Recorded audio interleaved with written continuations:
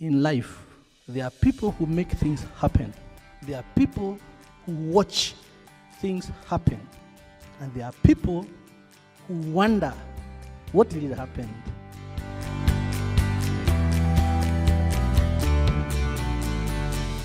The difference between us and accountants is that when they generate numbers, to them numbers must just balance. But for us, every number has a meaning.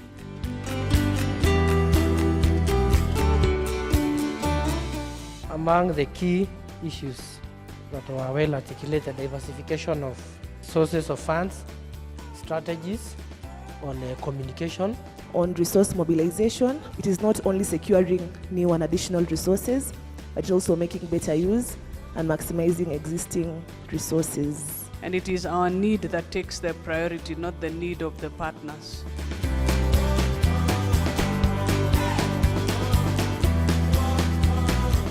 The economists are the best thing that happened to this country.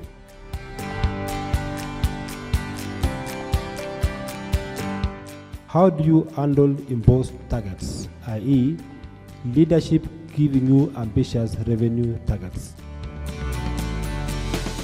So once they do their forecast and they come up with the revenue target, they send the targets to us as KRA. We also do our analysis, we do our internal revenue forecast. Then we see what are the discrepancies, what is the difference between whatever target has been provided and what the model is giving us. If we know how much we mobilize in terms of ordinary revenue, we also need to agree as a country to have a metric of debt servicing vis-a-vis ordinary revenue. A session on budget costing, where the rationale for costing was actually articulated very well. The costing technique, among them the ad hoc, the trend, the lump sum, and also the quantity times the price. And contacting the budget baseline, forecasting for both recurrent and development was also articulated. The second session that was done by Duncan Compo, I don't know, see.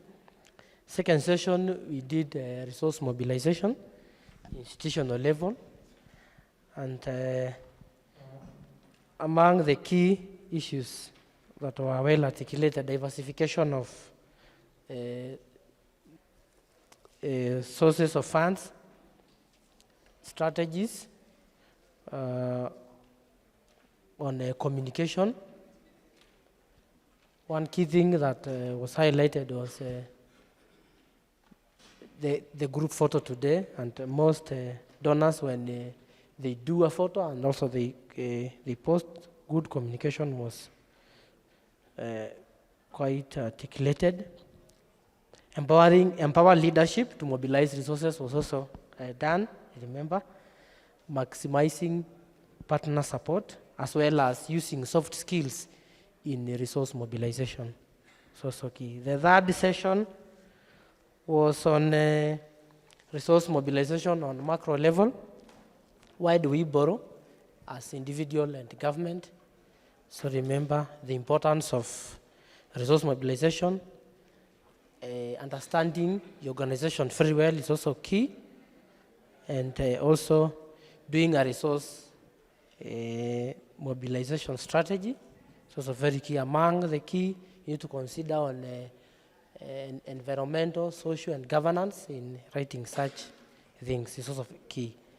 Then the last session was done by Professor Ondieki on public-private partnership, highlighted on key drivers for PPPs, the principles, value for money, and the rest, risk allocation, risk sharing, types of PPP model was among the key things that were discussed in that. Asante sana. Good morning. I think my colleague from Narok County has really done well in summarizing. Perhaps something I could just add is on resource mobilization. We were told that it is not only securing new and additional resources, but also making better use and maximizing existing resources. Yeah. Then we were also urged as economists to take our space in the society and to be able to enable our ESK organization to be anchored in law. Yeah, thank you. What I learned from the second session was to effectively mobilize resources. Relationships really matter and they are very important, so we are supposed to build and sustain them. We are also supposed to be wise and negotiate with knowledge and wisdom, and it is our need that takes the priority, not the need of the partners. On Monday, I was able to capture the planning session, the key principles of dynamic national development planning on long-term vision, issues of inclusivity, and evidence-based decision-making in planning. And also the issues of strategic planning being the first phase in the planning process. Mine is on the resource mobilization presentation. It's a presentation that was done well, though I had some concerns and some things that we need to take with us as we live here. That, okay, one is that we have surpassed the debt GDP rate, borrowing. We had a higher, and we are trying to slow down on the borrowing. It was not very clear if there's a tangible guidance on how we are to proceed, or if there are alternatives, other than debt. I've been involved in projects where you have already identified very competitive financiers, development institutions who have very competitive financing, but then you are told, because of the debt issue, consider partnering. But the issue with partnering, partners also come with their own financing. And you may end up getting a partner whose contribution and how his contribution is financed is even expensive. And as who do tariffs, energy tariffs, you may end up even with higher tariffs, and you would otherwise have borrowed competitively using the development partner. So is there a guideline on, or even a ceiling, or even the kind of borrowing that we can pursue, even as we consider partnering as an alternative financing? Thank you. Hey, good morning, colleagues. How is your morning today? Yeah, so I'm Alex Oguso from the Kenya Revenue Authority. I work in the Research and Tax Modeling Unit. In the unit, what we do research. I know when you hear that KRA does research, some people start asking, which type of research are you doing at KRA? Yeah, it's a common question that we usually encounter, because people believe that KRA is just for collecting revenue. So we are a support department, and we are under a support department, and we actually undertake research, policy research, to inform tax policy formulation and also tax administration. The bit on tax modeling, we do revenue forecasting. We have various models we use there. We also do support the National Treasury in terms of when designing tax policy, in terms of estimating the impact of proposed tax changes. And we also do have some simulation models that we use just for the analysis of policy changes that have been put in place to see if they are generating revenue or not. Yeah, so that's what we do. So first of all, allow me to thank the leadership of ESK for organizing this workshop. You agree with me that there are some things that you'll never learn in class, even in my PhD class, I didn't encounter them. But they are very useful in your day-to-day work. And this, in such forums, is when now you learn and sharpen your skills. So for me, I'm very grateful. I really learned a lot yesterday. I hope you are also learning. Yeah, so basically what we do at KRA, we don't use the revenue forecast that we have for target setting. We use it for what we call revenue risk analysis. The target is set at the National Treasury, and it is delivered to us, and we have to achieve it as it is. So what we do, once we receive the targets that have been set by the National Treasury, we undertake what we call a revenue risk analysis. So we use this model to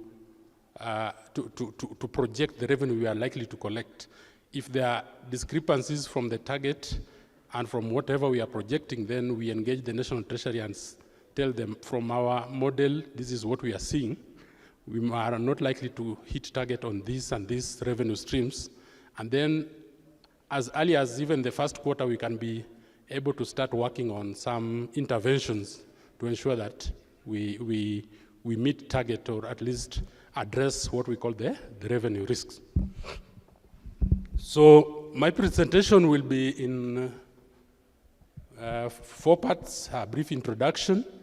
I'll go to our academics, kidogo, looking at the approaches of revenue forecasting, how to evaluate model forecast. Then I'll come back to the revenue forecasting model that we commonly use for the annual revenue forecasting, with the view of trying to compare notes also with our county colleagues. So we are just with a view of trying to also relate this with the counties, how they usually do their forecasting, to see if there is something that they can also borrow from this model. So in view of that, when I talk about tax, don't say that for us we don't collect tax, we only collect fees and charges. So when I talk about tax, I simply mean revenue that we collect, whether it's tax revenue or the fees and charges that are collected by the county governments. So just trying to be more inclusive in terms of the presentation. So basically, revenue forecasting involves estimation of the behavior of revenue receipts in relation to changes in overall revenue structure within a particular macroeconomic environment. There are 3 important parts of this definition. The first part is the behavior of revenue. How is the revenue going to behave in the following year? And then the second part is the change in the revenue structure. What are the changes that are being implemented or are being effected or are likely to happen to influence the revenue base or the revenue source where we are collecting the revenue? And this could be changes probably in the revenue rate, could be changes in probably there are exemptions you are providing. You need to look into that. And of course, the macroeconomic environment in which we operate in. Revenue does not drop from heaven. It's collected from an economic activity. So if the economy is not performing well, and you want us to collect 3 trillion, then we have to sit down and discuss if it really makes sense to put in such a target. Similarly, at the county level, if a market has been burnt down, and you are still being told to collect market fees of the same amount you collected last year, then you have to sit down with your boss and ask them how realistic is it if the revenue source has already been destroyed, the asset that was generating that revenue, or if businesses are closing down within your county, how is it that it's expected that you will collect more single business permit? So we have to look into that macroeconomic environment where you are operating in. So revenue forecasting is very important in the budget making process, and the reason why part of the reason why we have so many pending bills is you over forecast. Then you don't collect that revenue. Then you end up now having bills that cannot be catered for. The government, for individual consumers like you and me, what happens is you wait for your salary, you get the salary, then you budget for it. That's how you operate. Yeah? Or you budget even before getting the salary. What if there is a delay? You go and borrow from the neighbor. Yeah, but the government operates differently. Yeah? So we project the revenue and budget for the projected revenue. So if you over-project and you don't realize that revenue, then it means that you have to come up with supplementary budgets, or you have to cut that budget, or you have to continue accumulating pending bills. So at the point where we are doing the budgeting process, we really need to focus well what we are able to collect. I know sometimes the targets are imposed on you. They're just told you need to be collecting this amount because this is what we want. We have already budgeted to do this, and we have to get this amount from revenue and then see what we can borrow. So once you have a good revenue forecasting model, then you are also able to now put your argument on the table based on some analytical evidence. That from our analysis, this is how much we are able to collect. So we have basically 3 approaches for revenue forecasting: the naive approach, incremental approach, causal approach, and then we have a 4th one that seems to combine all of them. So there are basically 3 approaches for revenue forecasting, and then we have the other 4th approach that I've added there that basically is like a combination of these approaches. The first is the naive approach. This is just an expert's judgment. And it's based on an expert's judgment, or what we call guess estimates. You can guess and estimate. Yeah. Yeah. I told you we usually work with the National Treasury when in undertaking, in formulating these some of these tax policies. That we have this team led by Jason Ngugi. Yeah. So sometimes we come up with some estimates and we send to him, and from the look of it, he just give you feedback that this one does not look realistic. Yeah? He'll tell you that this is very low. And he'll remind you that there is a time they tried a similar estimate and this is what they were getting, or there was a similar change sometimes some years back. Yeah? So you can also have that expert opinion, someone who has been working in the revenue section, revenue administration for a long time, revenue forecasting for a long time. And in this approach is mostly used when we are introducing a new tax head or a new revenue stream, where you don't even have historical data for forecasting. Yeah? So you'll have no otherwise but now to rely on an expert opinion. Yeah? So you'll have to rely on the opinion of experts like J.Z. Ngugi to see how much can you really collect if you were to introduce such a new tax head. It basically involves what we call consensus building. You can have the relevant stakeholders meet and have a discussion and say, okay, we are now introducing this kind of revenue stream, and we'll want to know how much we are able to collect from it. In this case, you don't even have historical data to analyze to help you make the projection. So you'll have to rely on the expert opinion to come up with a figure that you'll put in as the estimate or the revenue projection. So the approach is appropriate under 2 conditions: where there is little applicable data available, or probably there is no data, is a new tax revenue stream, where there is rapid change in the environment, and hence the assumptions. Something like a pandemic can happen, like COVID, which affects the base year that you are going to use for your projections. So probably when this happens, then now you'll have now to depend on expert opinion to see how much you are able to collect. So the advantage of this is that there is no complex mathematical or statistical calculations. You don't need large amount of historical data. You can use any type of revenue source. you utilize the entire group's knowledge and expertise. Disadvantage is that it's limited to the group knowledge. So if you are all new to the department, then who is the expert? Yeah. So probably you will not have that kind of person who will be able to give you an estimate that is close to the actual.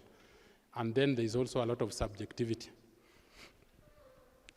The base year could also be an outlier. Probably it was a COVID year, and then we don't consider historical trends. So this method is rarely used, yeah?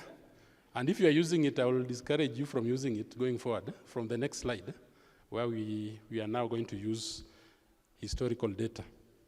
But in a case whereby you are introducing a new revenue stream, surely you don't even have data to analyze. You will have no otherwise but to come up with some figures based on expert opinion. So the second approach in revenue forecasting is the incremental approach. I think this is the most common approach that is used by most of us. In this case, we are just trying to,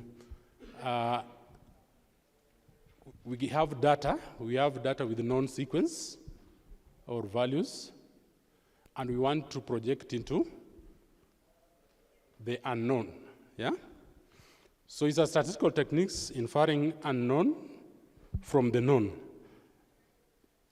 Extrapolation may be valid where the present circumstances do not indicate any interruption in the long established past trend. So you can have data for the previous period, and then you plot it. Once you plot it, you can be able to see the trend.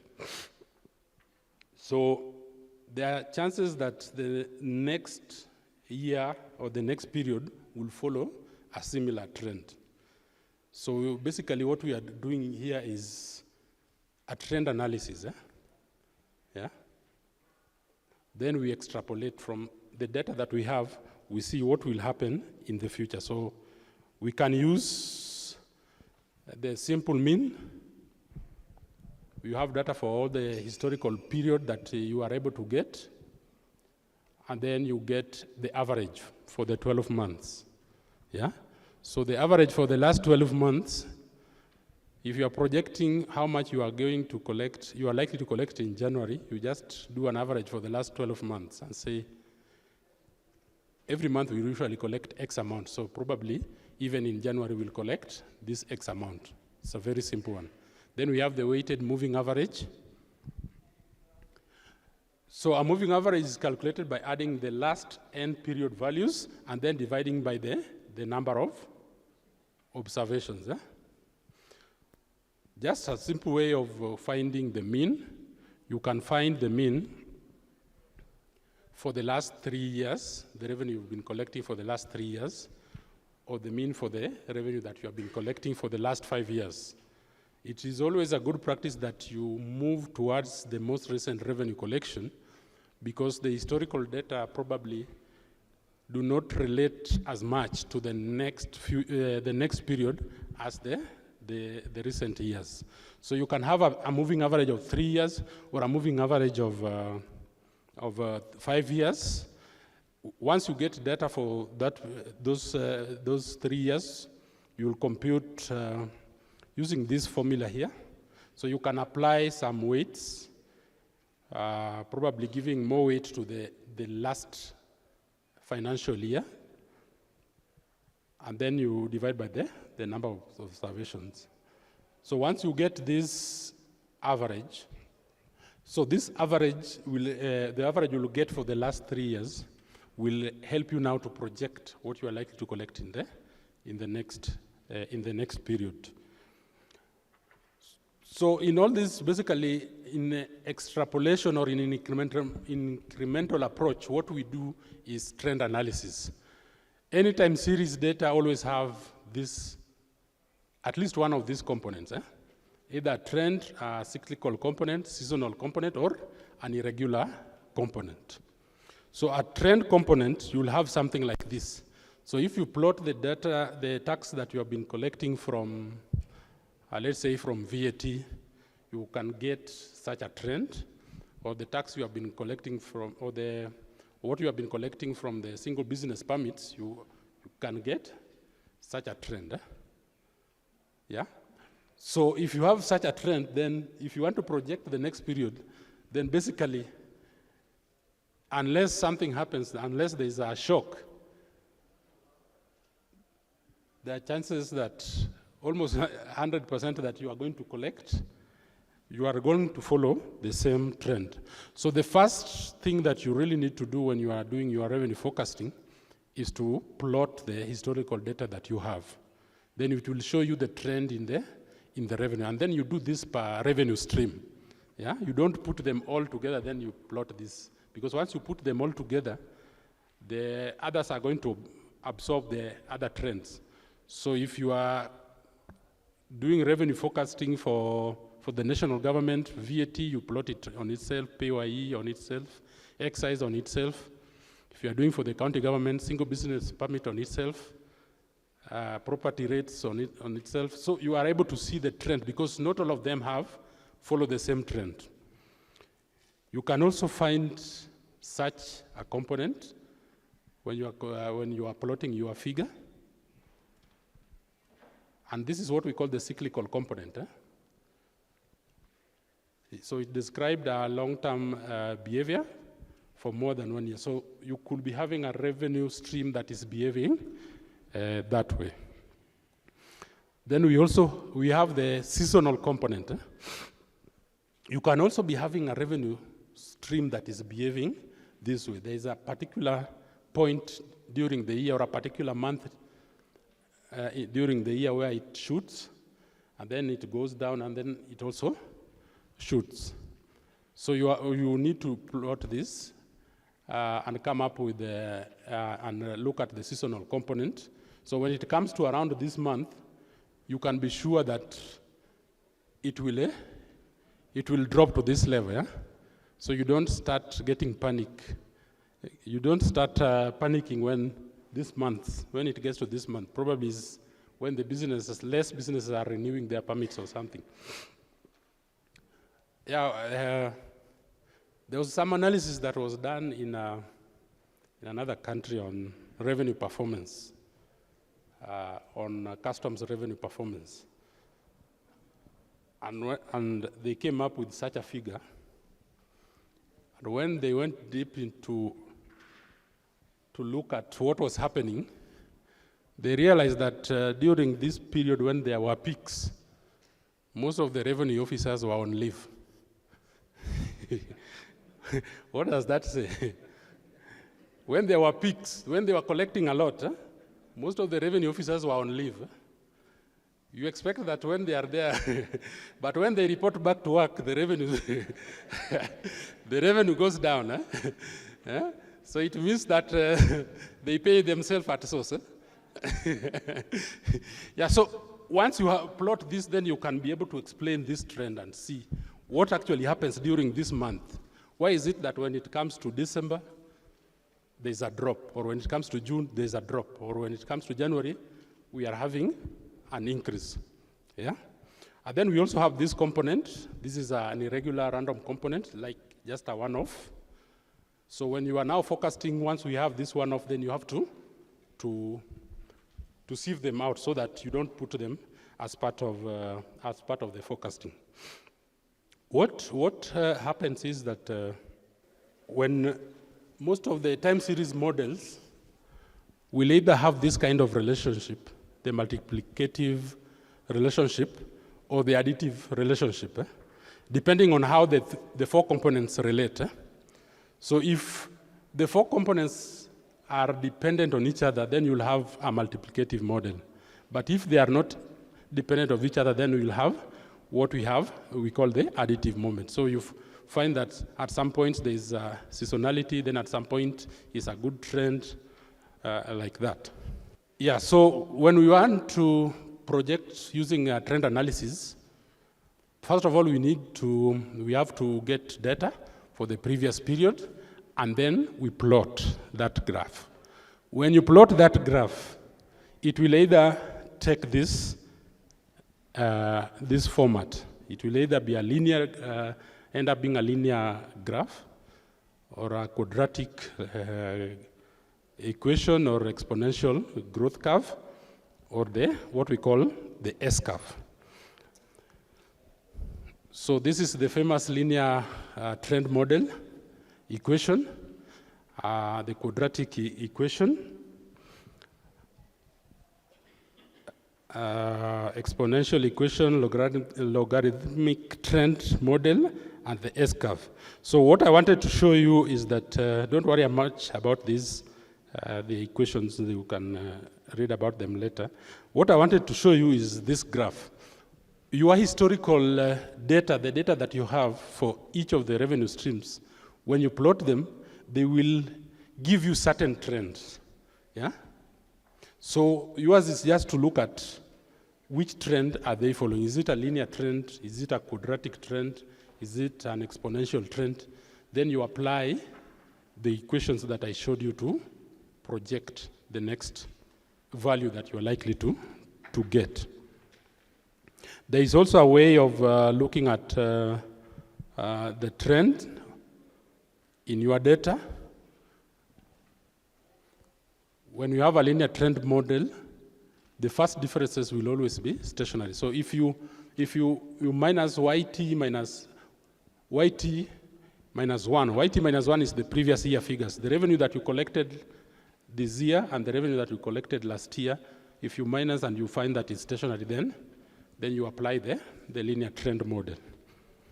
And for quadratic model is when the differences, the second differences are stationary, and for logarithmic model, you apply when the relative differences using that formula there are stationary. If you are not good at those equations, we have what we call the exponential smoothing. So for exponential smoothing, most of this is run in a software. Basically, when we talk about exponential, sometimes it confuses when you have an adjective preceding a verb. Yeah? For those of us who went to groups in schools, like myself, we get confused when there is an adjective preceding a verb. So you wonder, what is it being explained here?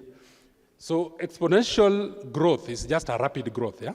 You could plot that graph. The graph, you remember the graph I showed that was growing very sharply. So if there is a rapid growth, there could be other components or other reasons that are making it to move that way.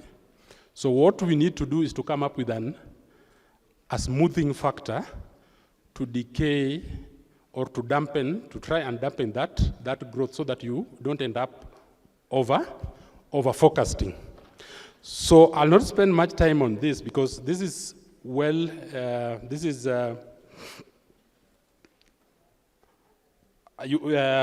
have applications where you can just input data. The main types of exponential smoothing time series for forecasting are these three. In the first one, we use it when you have a univariate data set. Univariate data set simply means you have revenue data for a particular revenue stream. Remember those issues of univariate, bivariate, multivariate? They are back again. For those of us who have been writing memos like myself, you now have to remind yourself some of these things. So when we have a single time series data set, and then we can use this single exponential smoothing model if you have noted that there is no trend or seasonality. So what we do, we include a smoothing factor which is alpha to help us smooth that exponential growth or smooth out how the data is behaving. Then we have the double exponential smoothing, the triple exponential smoothing. With the double exponential smoothing, we come up with that smoothing factor to control for, I think in this case we have the trend. Yeah, when we have the trend, we use this. And then when we have trend and seasonality, we use the third one. Yeah, so some of this we'll go through probably in the next engagement. in detail if you are really interested in applying them. So the third approach for revenue forecasting is what we call the causal approach. And this is the approach that is mostly used, because for this approach, we have to relate the revenue stream with the revenue source. As I indicated, you collect revenue from an economic activity. Yeah? Revenue does not fall from heaven, like manna. Eh? It has to be collected from a revenue activity. For the counties, there's a service you are providing. That's why you are putting those fees and charges on that particular service. So this approach is the most common approach that we will actually be encouraged to adopt, because it helps you to do even some sensitivity analysis, because you are able to relate the revenue you are collecting and the source of that revenue. So if we are collecting single business permits, then we have to relate it with the businesses that you have within the town that are paying business permits. If you are collecting import VAT, we have to relate it with the imports. Yeah, yeah, because there is something where the tax is levied, and therefore it is one of the most popular approach that we use. So in this case, you can use what we call the effective tax rate. Effective tax rate is computed using this formula here. The tax revenue that you are collecting, or the revenue you are collecting, you divide it by the tax base. Or the tax base is where you are, the source of that revenue. For example, when we talk of import VAT, we are collecting it from the imports. So the imports, when the imports increase, the import VAT increase. So you are able to get effective tax rate. You can also compute the effective tax rate on income taxes like PAYE, because of the various categories. You can be able to, because of the differentiated rates, you can be able to compute an effective tax rate, which you can now use to project the revenue that you are likely to collect from a given tax head. For example, if we have how much we are collected from PAYE, yeah, and then we have the proxy tax base, which is the wages. We know how much wages the government paid last year. We know how much we collected from PAYE. We know how many wages were paid in the country, actually, from the tax returns and all that. If we project that we are going to have increase in wages or increase in formal employment, and we want to see how much we are likely to collect, additional revenue we are likely to collect from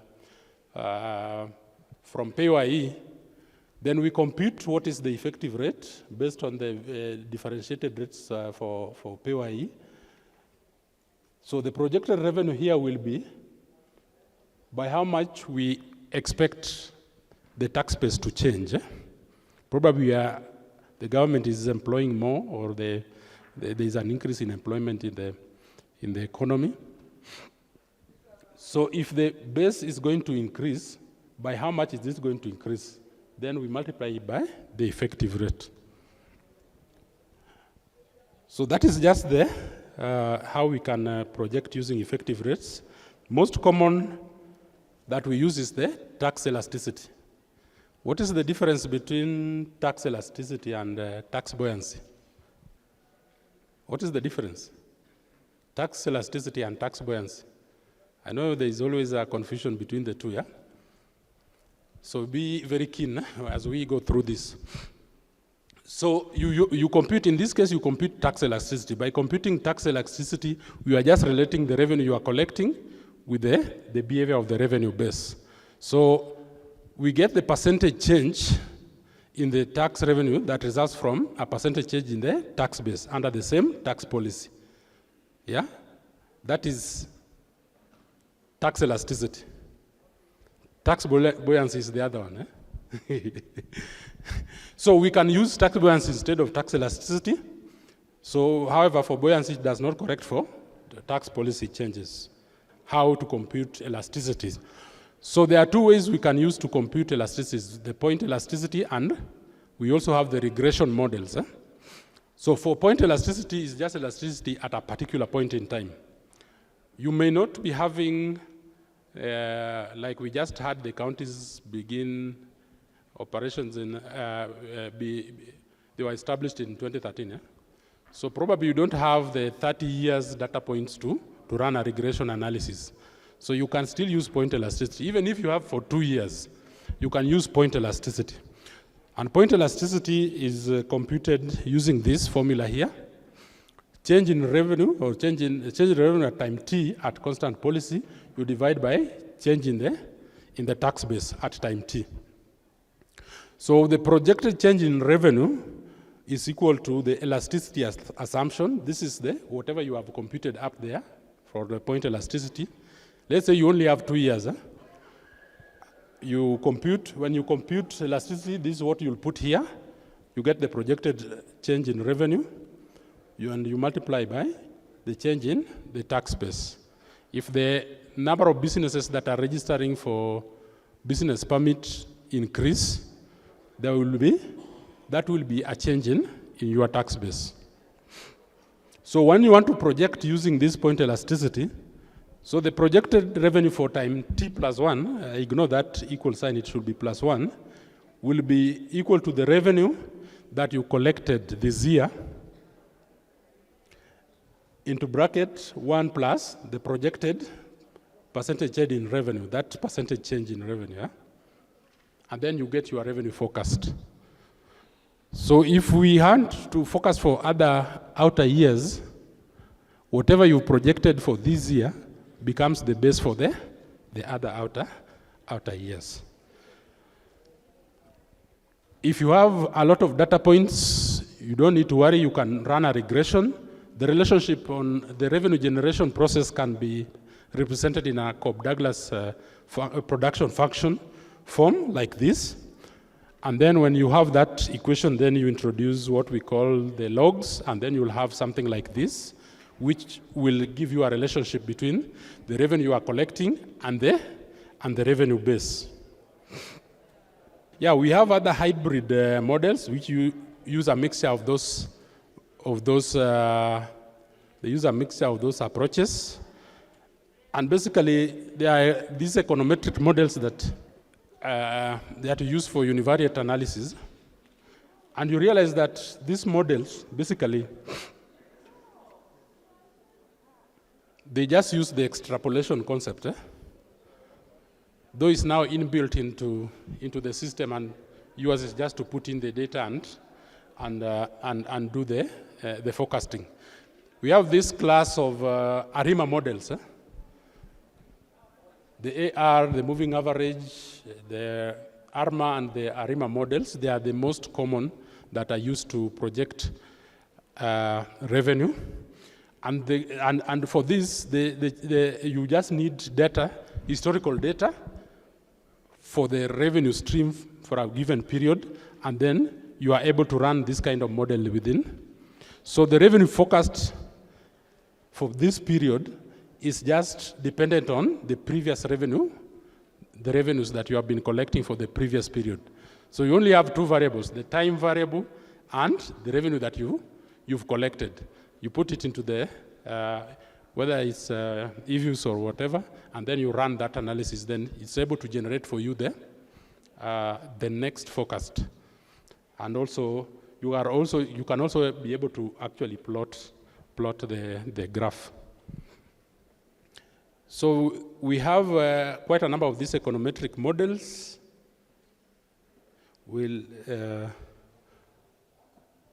This is still the ARIMA models. We have the VAR models.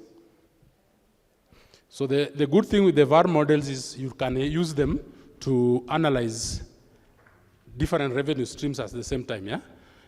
It's always argued that when you change VAT rate, it also affects excise tax.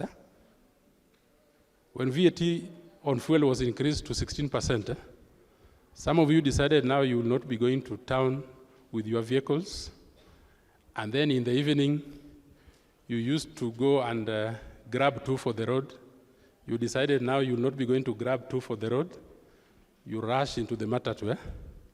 So in the end, we excise tax on alcoholic products was also impacted. So if you want to do that kind of focus to see if I increase revenue, if you were to increase VAT now to 20%, what will happen to the other taxes? Yeah? Because they are not independent, yeah? They will always, if you change one tax, it will also affect another, especially for the consumption taxes. So these are the models you use that you construct a series of those models. Then we have these GACH models for the high frequency, those who are dealing with the data in the financial market data and all that. I know you have used this. We also have the machine learning models. Currently, this is really catching up. We have a machine learning model, and the machine learning, what happens is it's just actually, as the name suggests, it learns the trend in the data that you have. So the disadvantage is that it requires a lot of data.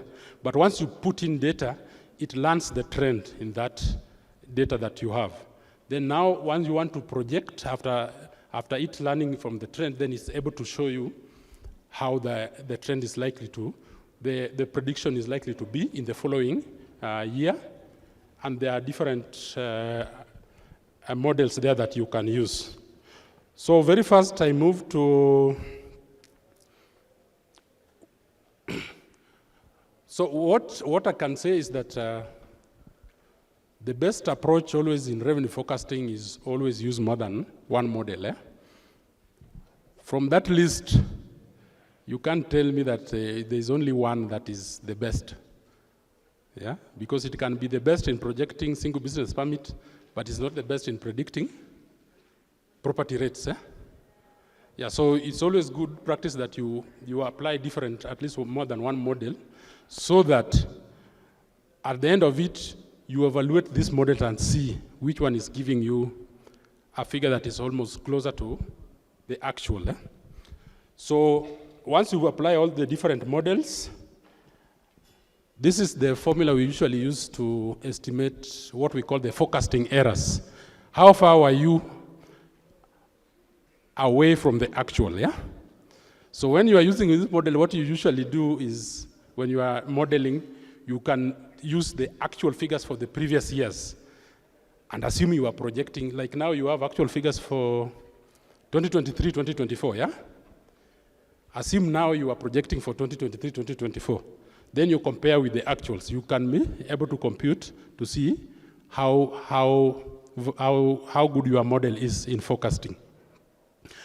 However, the practice is that after you've done your forecast and the year is done, at the end of the year, you also need to evaluate to see how far you are from the actual. Yeah? So these are the formulas you use to generate those forecasting errors. We have the mean absolute error. Basically, it's the difference between the actual revenue that you've collected, TRI, minus what you projected. Then you divide by N. N is the number of revenue streams that you projected in the model. Eh? It's not the number of observations, it's the number of revenue streams. Sometimes we confuse this. Then we have also the mean absolute error and the root mean square error. So very fast, in the next like 5 minutes, I want to take you through a model that we use at KRA to do our annual revenue forecast. And as I said, we use the model to do what we call the revenue risk analysis. We don't use it for target setting. Target is set by the National Treasury. The targets are brought to us. We take them as they are, and we work towards achieving them. But internally, we do some risk analysis, revenue risk analysis, to see if we are likely to achieve the targets or not. As I said, the best practice in revenue forecasting is always apply different models. We apply these 4 sets of model. We have the elasticity-based model. We have the ARIMA model that we run on Geometra for quarterly revenue forecast. We also have these Excel-based projections that we do month on month and or quarter on quarter. And then we have the machine learning model that we developed last year, which we use. So these 4 approaches, once we do the forecast, we compare and see how we see the deviation from each other and see how far it is. So the elasticity model I want to show you was developed in 2008. It was reviewed in 2017 and 2019. And it is Excel-based elasticity model. The components of this model, first is the tax or the revenue elasticities. Remember when we were talking about relating how the revenue is behaving to the revenue source, yeah? So you compute you compute the percentage change in tax revenue due to percentage change in the revenue base under the same policy, and this gives you the elasticity. So you can use point elasticity or you can use the regression. Then we have the revenue base growth. For the next year, we have publications by KNBS, we have publications by the National Treasury that project how the revenue, how some of these macroeconomic variables are going to behave into the next. I think they do them up to 3 years, 3 outer years. So you are able to tell how is the GDP going to grow in the next 1 year, where we want to project. So this is what now we use as the revenue. We use to make assumptions on how the revenue base is going to behave in the next year. For the county governments, I know you have the GCPs, you have the gross value added per sector. Yeah, we have that data from KNBS. The third component is the discretionary tax changes. Whenever we have the minister reading the policy changes, reading the budget, it comes with tax policy changes. So when it comes with these tax policy changes, then you have to adjust the revenue forecast using the policy changes that are pronounced by the CS. Yeah? So these ones you can always estimate the impact. You can use the simulation models. You can use the expert opinion where we don't have that revenue stream was not existing before, probably something that has been introduced is a new measure. Then we have the revenue impact of administrative measures. Administrative measures are basically initiatives that are being undertaken by the government to probably grow the tax base or to improve on tax administration. Yeah? Probably as a county, you are building more market stalls. It means that you'll get more revenue. So you need to include that as an administrative measure. So for national government, these are the tax bases. Like I said, for import duty, it's import value. So we'll not go through all the list. For VAT, it's basically final consumption. The more you consume, the more VAT we collect. For county governments, these are the revenue bases. Like for single business permit, will be the number of single business permits issued. And actually what we call is the ideal revenue base. This is actually the activity or the service that is being provided by the county that will generate that revenue. And then we have the proxy revenue bases. These ones we use to make assumptions on how the revenue base is likely to grow in the next period. And this we get this information from the Kenya National Bureau of Statistics. And it's quite a long list, so because of time, I want to go through each of them, but we'll address any questions if there is. So these are the steps for forecasting. First of all, compile the historical data, actual revenue collections, the last 10, 20, 30, or as far much as you can get. Then you use the year T collections at the base for forecasting. So you want to forecast for 2023, 2024, 2025. So it means that the actual collections for 2023-24 will be the base for that forecast. When we look at that data, we draw the graphs, the trend analysis, you'll note that there could be some one-offs. So you really need to remove those one-time factors. There could probably you provided some amnesties, or there were some exemptions, one-off exemptions, or some areas that were just paid in lump sum and they'll not feature again in the next financial year. You remove them so that you have what we call a stable base for forecasting the following year. Then you compile data, historical data for the revenue basis, the list I showed. They have some figures there, so you collect figures on those revenue bases, and then now the next step is to compute the elasticities. So you can either use point elasticity if you only have a few data sets, and the formula is there. We are just looking at the percentage change in actual revenue collection at time t, percentage change in revenue base at time t. So you are able to get your point elasticity. So if you are able to get more years, you can get point elasticities for more years, and then you just use a simple average of the point elasticities. But if you only have 2 data points, you can just use point elasticity at that point. If you have data for several years or several data points, then you can run a regression using that relationship to get this coefficient, beta, which is basically the elasticity. It's the tax elasticity or the revenue elasticity. So that elasticity, you take it to the Excel model which now you use to forecast. The other thing that the next step after you've generated the revenue elasticities is to try to make assumptions on how the revenue bases are going to behave in the next period.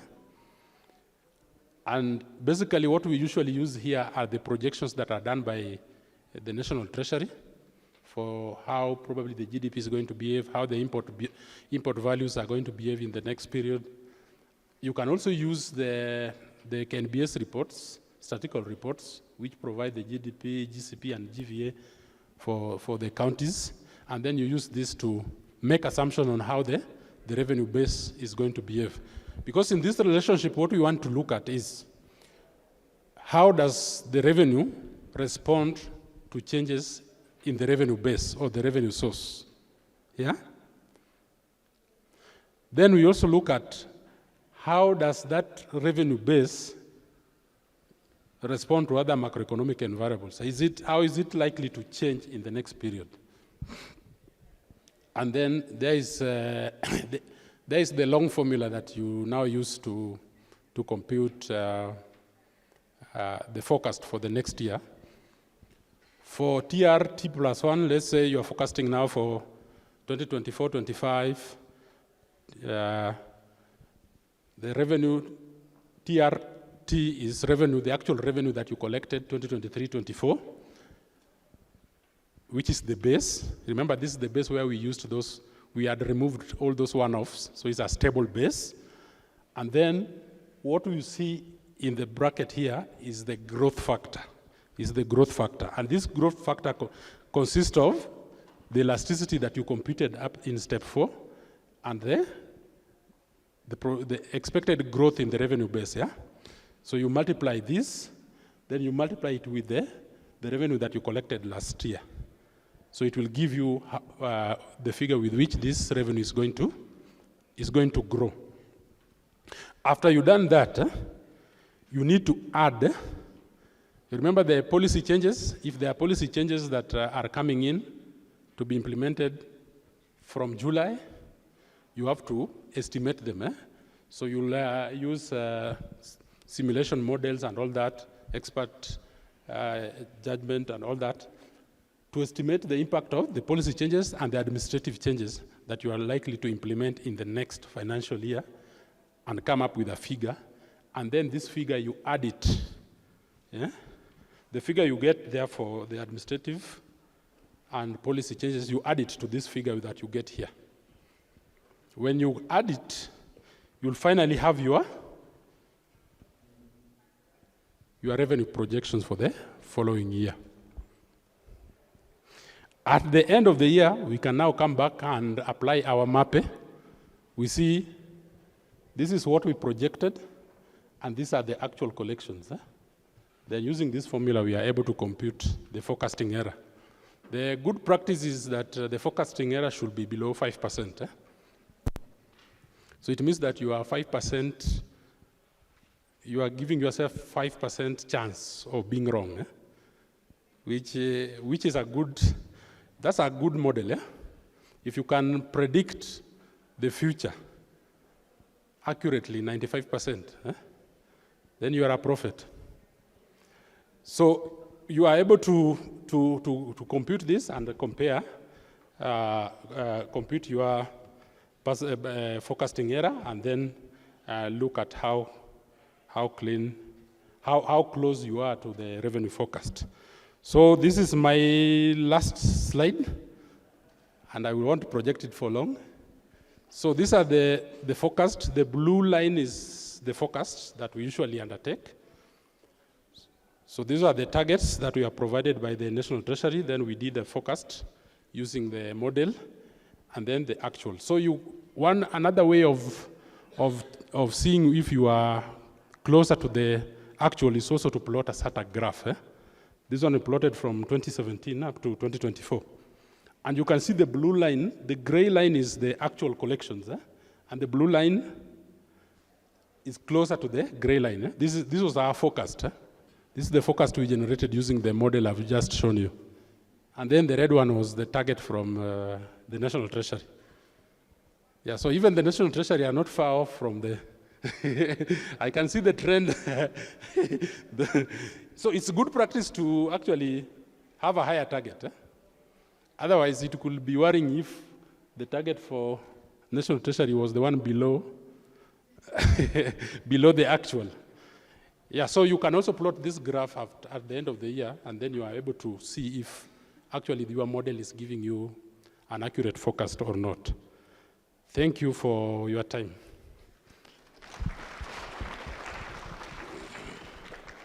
Thank you so much, Dr. for that wonderful presentation.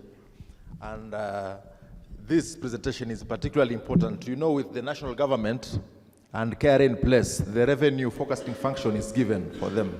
But for those in counties and state corporations, I hope you are paying very key attention to this. So now we'll go to the next session of question and answer. So thank you very much, Salim, and thank you, economists. Mine was not really even to ask questions, really. It's just to appreciate the fact that we are here today. We are learning about revenue forecasting. I know those of you who are in the counties, I'm sure you're wondering which formula are we going to apply really for us. And I think Dr. Alex Oguzo has provided step-by-step processes, even explaining the models. And again, this is where our strength is as economists. Many people say that tukona kizungu mingi because of these things.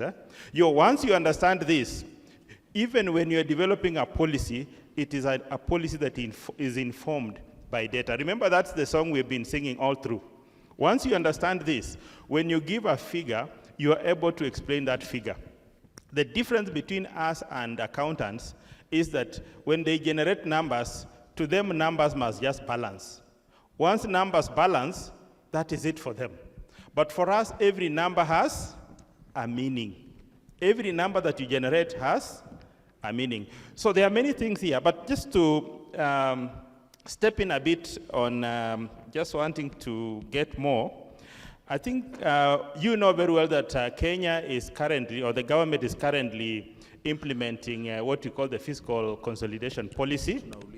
And this policy is supposed to reduce fiscal deficit and at the same time reduce the debt position. I know we have members of that department here. I have also worked in that department for the last 20 years. So the issue here is, why is it that we are not achieving this fiscal consolidation as promised? Because it has been with us for like now 4, 5, 6, 7 years. Why have we not achieved or implemented this policy as we have promised before in our budget policy statements? Then the other question is, when you look at what Dr. Alex is presenting, you can see the model is finally informed by other policy measures elsewhere. Now, those other policy measures generated elsewhere, I'm very sure it is us economists who generate them. And if it is not us who generate them, that is where the biggest gap is, okay? If there is anybody else generating those policy measures, that is where the biggest problem is.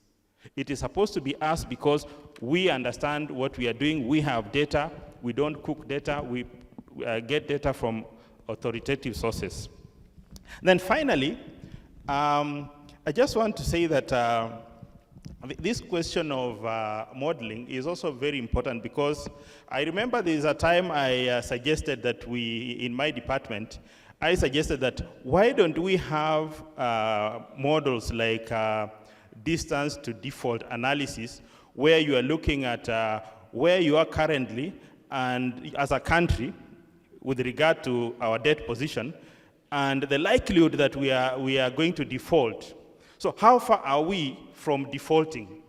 Okay? I know that is a very sensitive analysis because then somebody would think that, are you saying that we are unable to pay? Okay? But that is a good analysis for us so that we can inform policy. Thank you very much. Alex, one of the participants is asking you, how does the tax forecasting models inform revenue policies proposed in MTP4? So let me repeat, how does the tax forecasting models inform revenue policies proposed in MTP4? Number two, and this is quite a serious one, how do you handle imposed targets, i.e.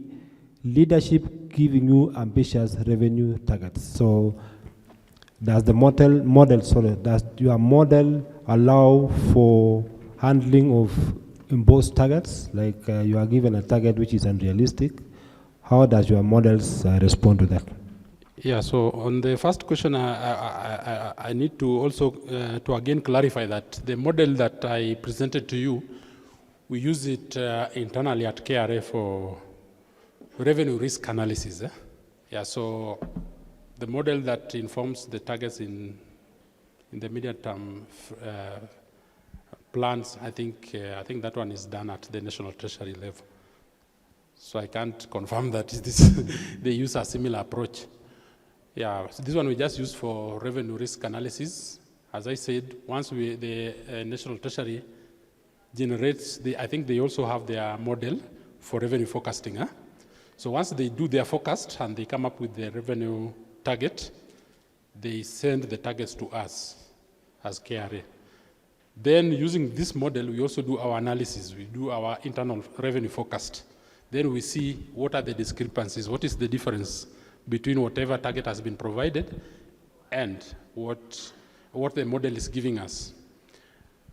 As you saw, the model is always giving us something closer to the actual. The blue line is closer to the actual. So where there are significant discrepancies, we go to that particular tax head and interrogate further why we are finding that we are not likely to meet the target by a certain amount. So after that now, using this, we are able to now engage the National Treasury based on an analytical evidence. Yeah? And that also addresses the second question. So you don't just, you are given a target by your boss, you don't just go there with a pen and paper and say, we can't meet that target. You have to explain yourself, why are you saying you can't meet that target? So this is the model that helps us now to keep our jobs. So when we go to the Treasury after we have done analysis using this model, we are now able to explain ourselves. You find that probably there are certain taxes where our projections are just more or less the same, so there are no issues. Yeah? Then we move to particular taxes that where we are finding a very huge difference. Then we can now discuss and see what could be the issues under this tax head. And this helps us because this forecast, we like try and do that revenue risk analysis every quarter. So it helps us to to raise a red flag on the tax sets that we are seeing that we might not achieve the target. So we are able to now discuss and come up with some intervention measures before we are way off. Yeah, so after the first quarter, we can already analyze and see, okay, this is what the model projected, this is what we have actually collected. Why are we not meeting target based on this and this particular revenue stream? One thing I didn't mention is that for this revenue forecasting model, the focus is done at disaggregated level. So in the Excel sheet model, every row is a different tax head. So we have VAT, import VAT, domestic VAT, excise tax on whatever. Every revenue stream is projected on its own. So we are able to explain into detail, go into detail and explain why do you think that you are not going to be able to achieve a target on this. And actually that answers the second question which was asking how to handle imposed targets. Are they imposed or they are just provided?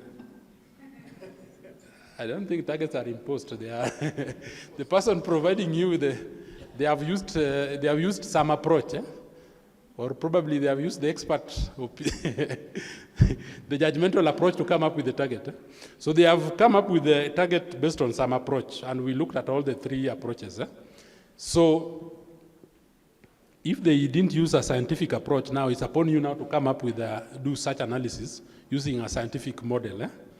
And then you come up with a figure. Then you go and explain how you come up with that figure. And just tell the person you are accusing of imposing a target on you that looking at the macroeconomic environment, we have looked at the revenue base, how the revenue base has been behaving the last 3 years. We have looked at the projections from the National Treasury, and we're seeing how the GDP is going to behave in the next 1 year. And we have incorporated all this into the model. And this is what is giving us the realistic target. You always hear targets being revised. Yeah? Yeah. It's the courtesy of that kind of engagement, so that you be as realistic as possible. So one participant is asking, which are the recommended tools for running these models? Okay. The other one is, why are revenue models only for risk analysis as opposed to a tool for forecasting? I think I need to clarify that. Starting with the last, why we are using it for revenue risk analysis. For your case, you can use it for targeting, for target setting. Yeah, so if you are from the county treasury, then you can use the models for target setting. It's just the same, it's just that for our case, we don't set our own targets. Yeah? We are like the implementers as KRA. So we wait for the treasury to set the target, then they send it to us. So treasury could also be using, they have a model, of course, they use to set targets. So these models come out of this place knowing that these models are the ones that are to be used for target setting. Because you remember in the first slide we said, when we are doing our budgeting, the first step will be to accurately project the revenue we are likely to collect, so that we avoid these issues of pending bills and huge deficits and all that. Yeah, so these models are used for revenue forecasting and target setting, depending on your role. Yeah, you could be in the treasury, you set targets. When you are an implementer like myself, I use it for revenue risk analysis to see if I'll be able to meet the target. Then there was the other question was on tools. The tools. Yes. Yeah, so like for us, we use eViews to generate the tax elasticities. So it actually depends on the quality of data that you have. If you have a few data points, you can actually generate elasticities on Excel. Excel, you can run a regression on Excel, you know that. And then basically for this model, it is an Excel-based model.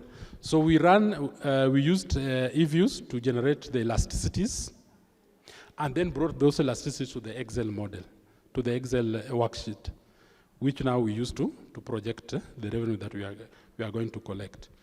There are other forecasting models like the one we saw on, like the ARIMA models. Those ones, basically, you'll run them on, I think eViews is the best in terms of time series analysis. Like these ARIMA models, this one, you basically run them on eViews. But any other statistical software that can run a time series analysis, you can apply it, any that you are conversant with, whether it's R, whether it's eViews, whether it's Stata, you can run it. It's just the usual time series analysis. It's not that it's anything unique. My name is Charles Mudama from Parliamentary Service Commission. Yeah, thank you very much, Dr. for the detailed presentation. And I think I just want to seek your comment or reaction to one of the issues that is facing forecasting of taxes in Kenya. I think one of the key issues that has been highlighted is fluctuating tax buoyancy or low tax buoyancy affecting tax forecasting in Kenya, and also largely influencing or calling for tax reforms. This low tax or fluctuating tax buoyancy is basically influenced largely by across the categories of tax bases. So how do you handle this issue in tax forecasting and particularly in your modeling approach to ensure accuracy and consistency in your forecasting? Thank you.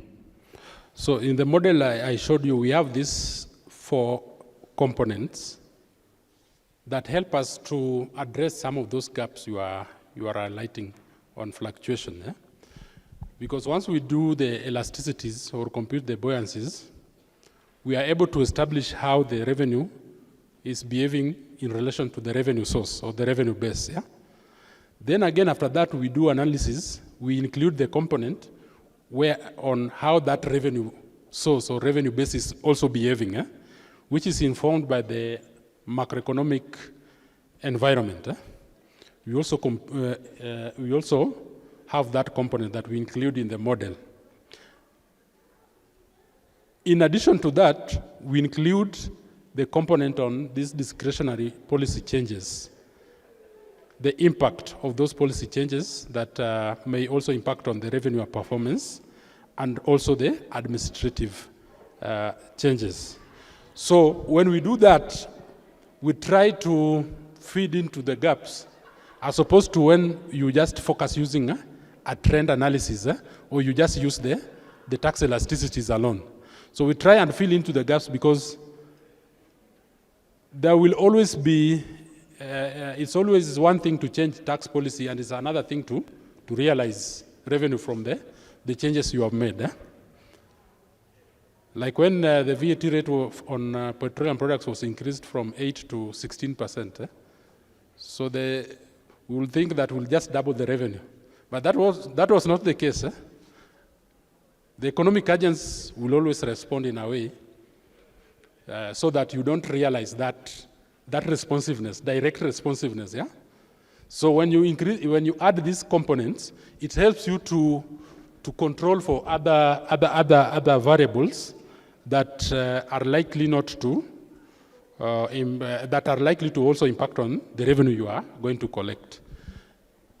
When we were generating the elasticities, we didn't just include the revenue basis, but we also included the other control variables when we were generating the elasticities in the eViews model. So that is also another way to ensure that you have a more accurate elasticity or buoyancy. You also include the other control variables so that you have a more accurate tax elasticity to show you the responsiveness of the revenue and the revenue base. Before I give the mic, I also had a question. So out of curiosity, given an opportunity, would you want to set your own targets as KRA? Because I'm seeing for our counties, our revenue department interact like KRA because they're the ones who are collecting the revenue, yeah? So for us, we find that the Treasury actually imposes. Perhaps the National Treasury does not impose to KRA, but us, the targets that we give to the department are actually imposed because they do not have any room to negotiate the targets. So what do you think, if given an opportunity, would you want to set your own targets? That's a very interesting question. Everyone would want to set their own target, yeah? So that they cannot be under any pressure to perform. But the good practice is, let the Treasury set the target, they do the budgeting, they know how the money will be spent, they give us the target, we work towards achieving that target. If we are not able to achieve that target, we explain ourselves. That's the good practice. Otherwise, you'll collect very low revenue. If you just set the target, we don't set targets so that we achieve it. So if you are given the leeway to set your own targets, you will set low targets so that you achieve it. And you are happy and you pay yourself bonuses and you celebrate. Yet you are collecting way below your potential. Yeah, so it's not a good practice. So I'll decline the offer to be allowed to set my own target. Now, I was following the debate on the finance bill in the last financial year. The chair of the Finance and Economic Planning Committee in the National Assembly was saying, whenever they do public participation and there are comments on the revenue-raising measures from the CS National Treasury, sometimes the committee, they say their hands are tied because they don't know for any proposal they make on the finance bill, what are the implications in terms of revenue. So they said normally the National Treasury does not give them the breakdown. So to enhance transparency in the formulation of that particular piece of legislation, I don't know whether that is information that can be availed to the National Assembly together with the revenue-raising measures, so that if you are saying maybe a motor vehicle circulation tax, we want it to reduce it to 0, what will that do to the target for that financial year? From what I picked from the chair, it's like they don't have that information. So sometimes they don't know which views to take, to consider, and which ones maybe to put on hold. I'm asking maybe either from your end as KRA or the National Treasury, whether this background information is also supplied to the relevant committee. Thank you. From where I sit, we usually work with the National Treasury to generate those figures of the expected revenue to be collected from the tax policy measures or the tax policy changes. Because you can't justify you can't justify why you want to make a certain change in tax policy without backing it up with some statistics in terms of how much revenue are you likely to gain or lose, yeah? Like when the housing levy was introduced and it was not included as a deductible. So there was some loss on PYE, yeah? Because it's reduced the base for applying the PYE, yeah? So that kind of analysis, it has to be done before any policy change is made. And from where I sit, I think it's always consumed at the National Treasury. So I don't understand. I thought it's usually form part of the submissions that is made when they are having discussion with the legislative arm of government. But it seems from what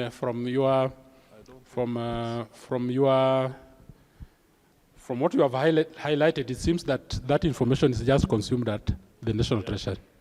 So my recommendation, I mean, because for the first time now the finance bill is being subjected, it was not a common practice, but this particular assembly has been subjecting the finance bill to public participation. You've seen what has happened last financial year.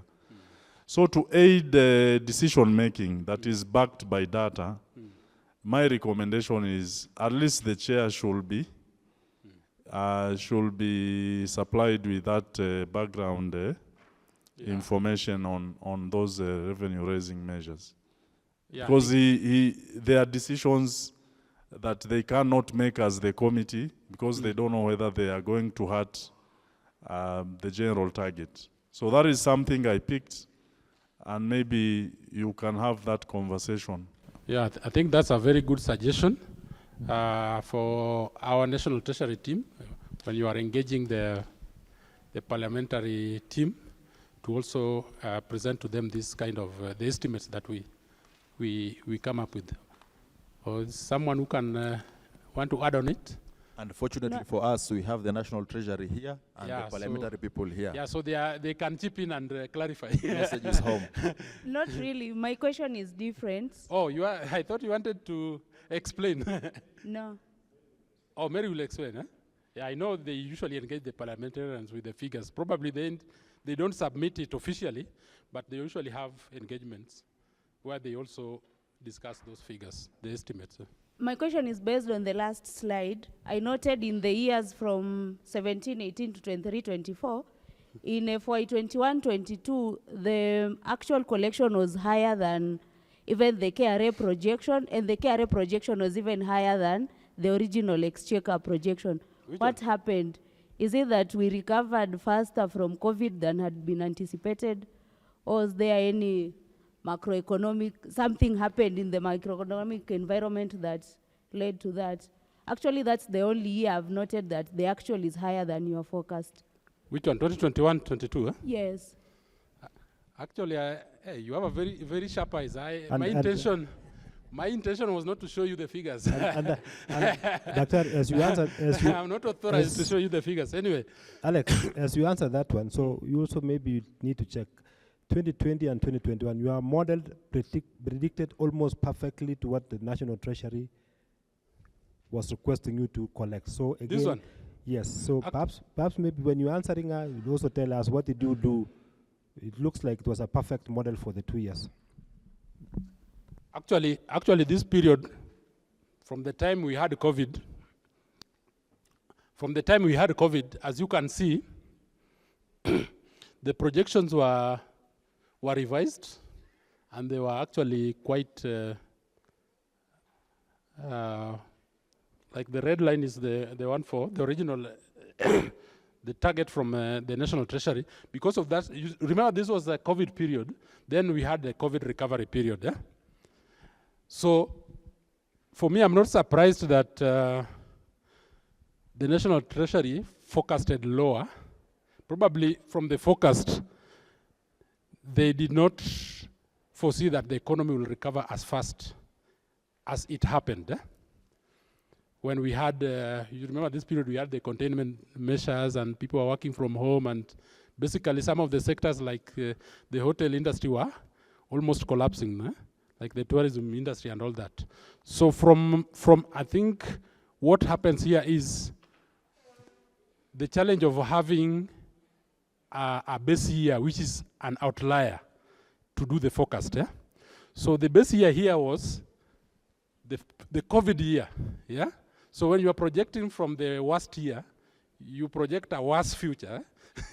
Or an improved worse future. So this is, I think, is what happened here. So the projection was like, COVID has happened, we are recovering, we are likely to recover probably in the next 2 or 3 years is when we'll get back to where we were previously. But now, probably the economy recovers as faster as was not expected.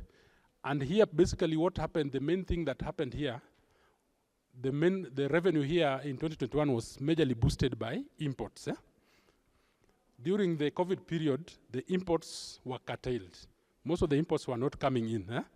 So we were like in a situation whereby we just have cargo waiting to land.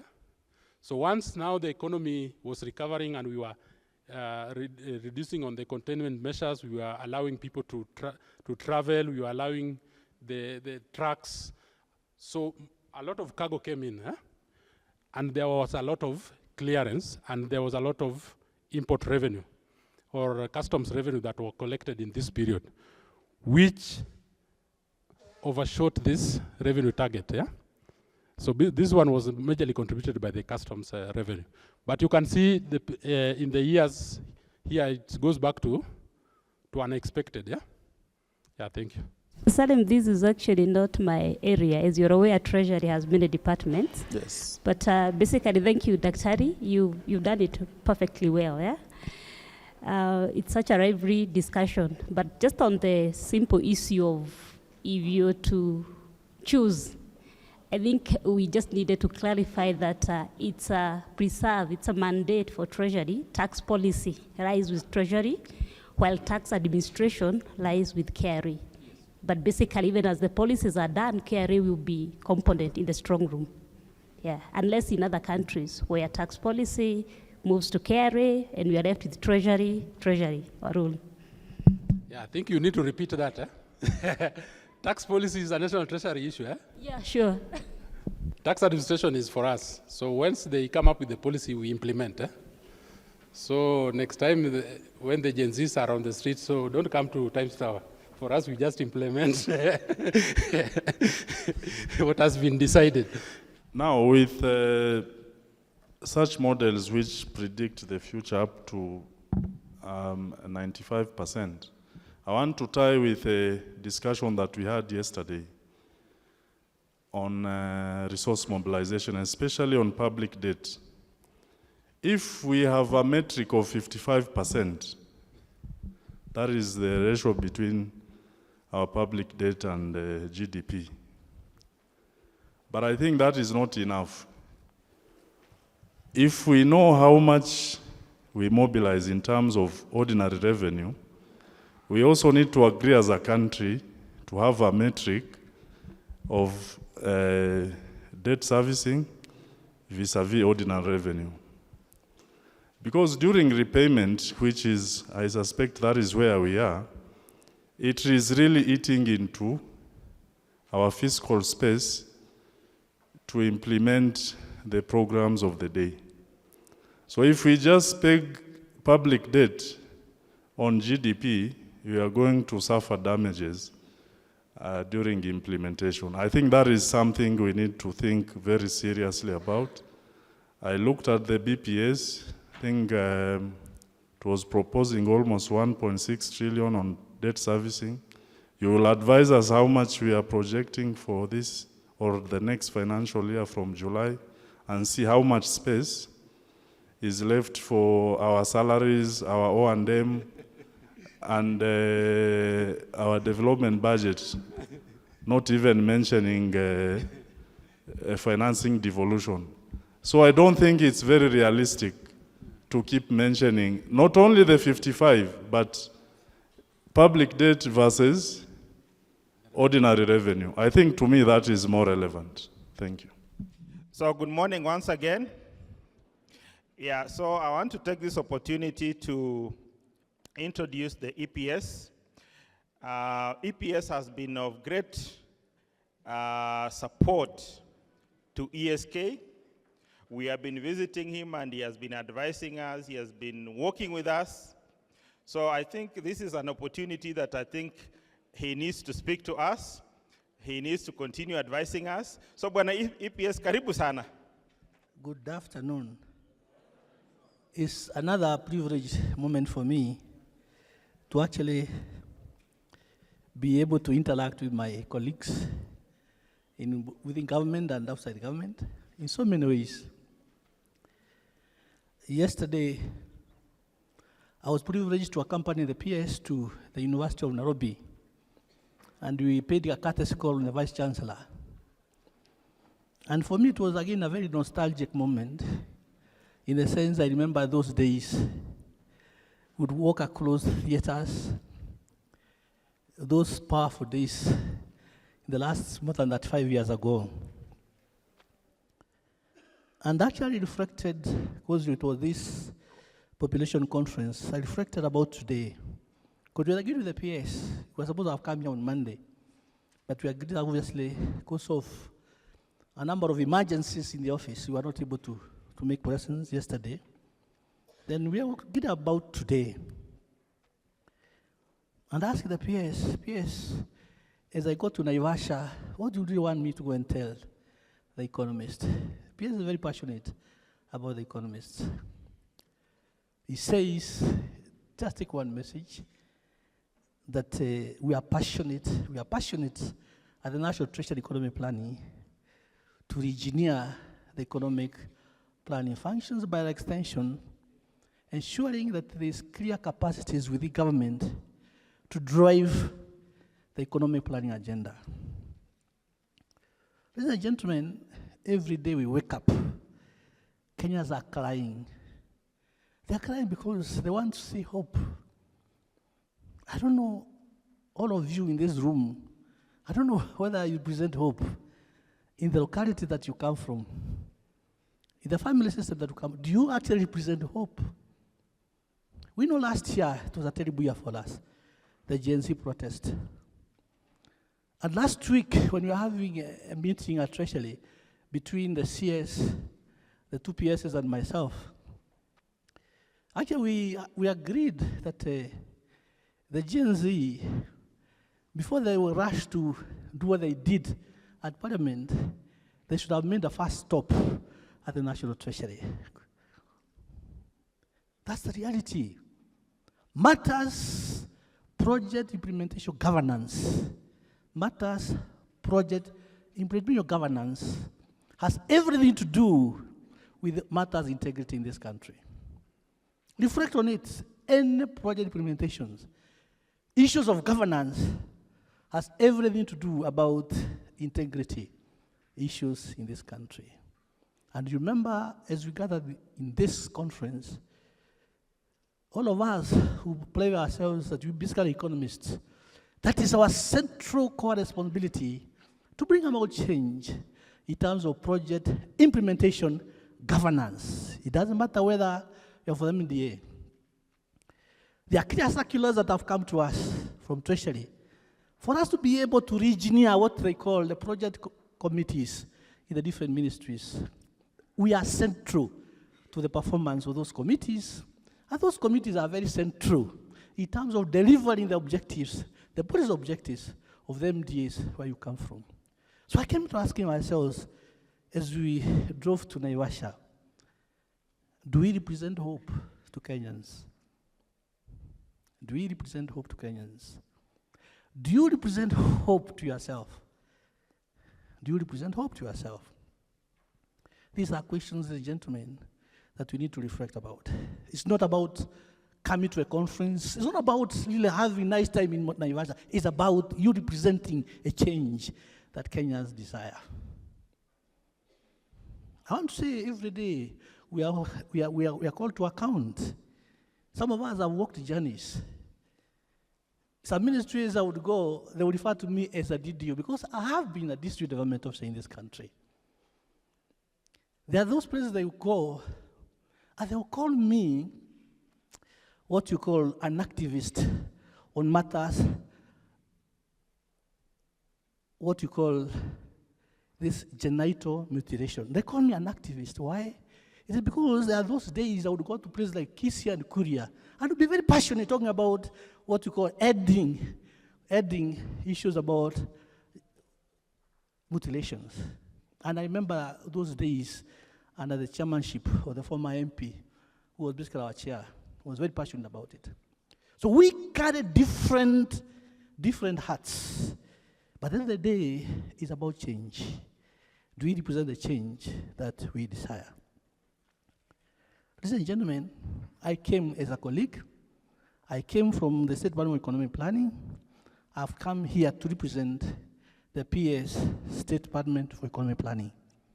And more importantly, obviously, to interact with some of you that I last saw you in very different places. From energy, I met the team from the judiciary, Nyambane, Sabina, who's been here. Sabina was basically our seniors at the National Treasury, those formative years when we were young officers.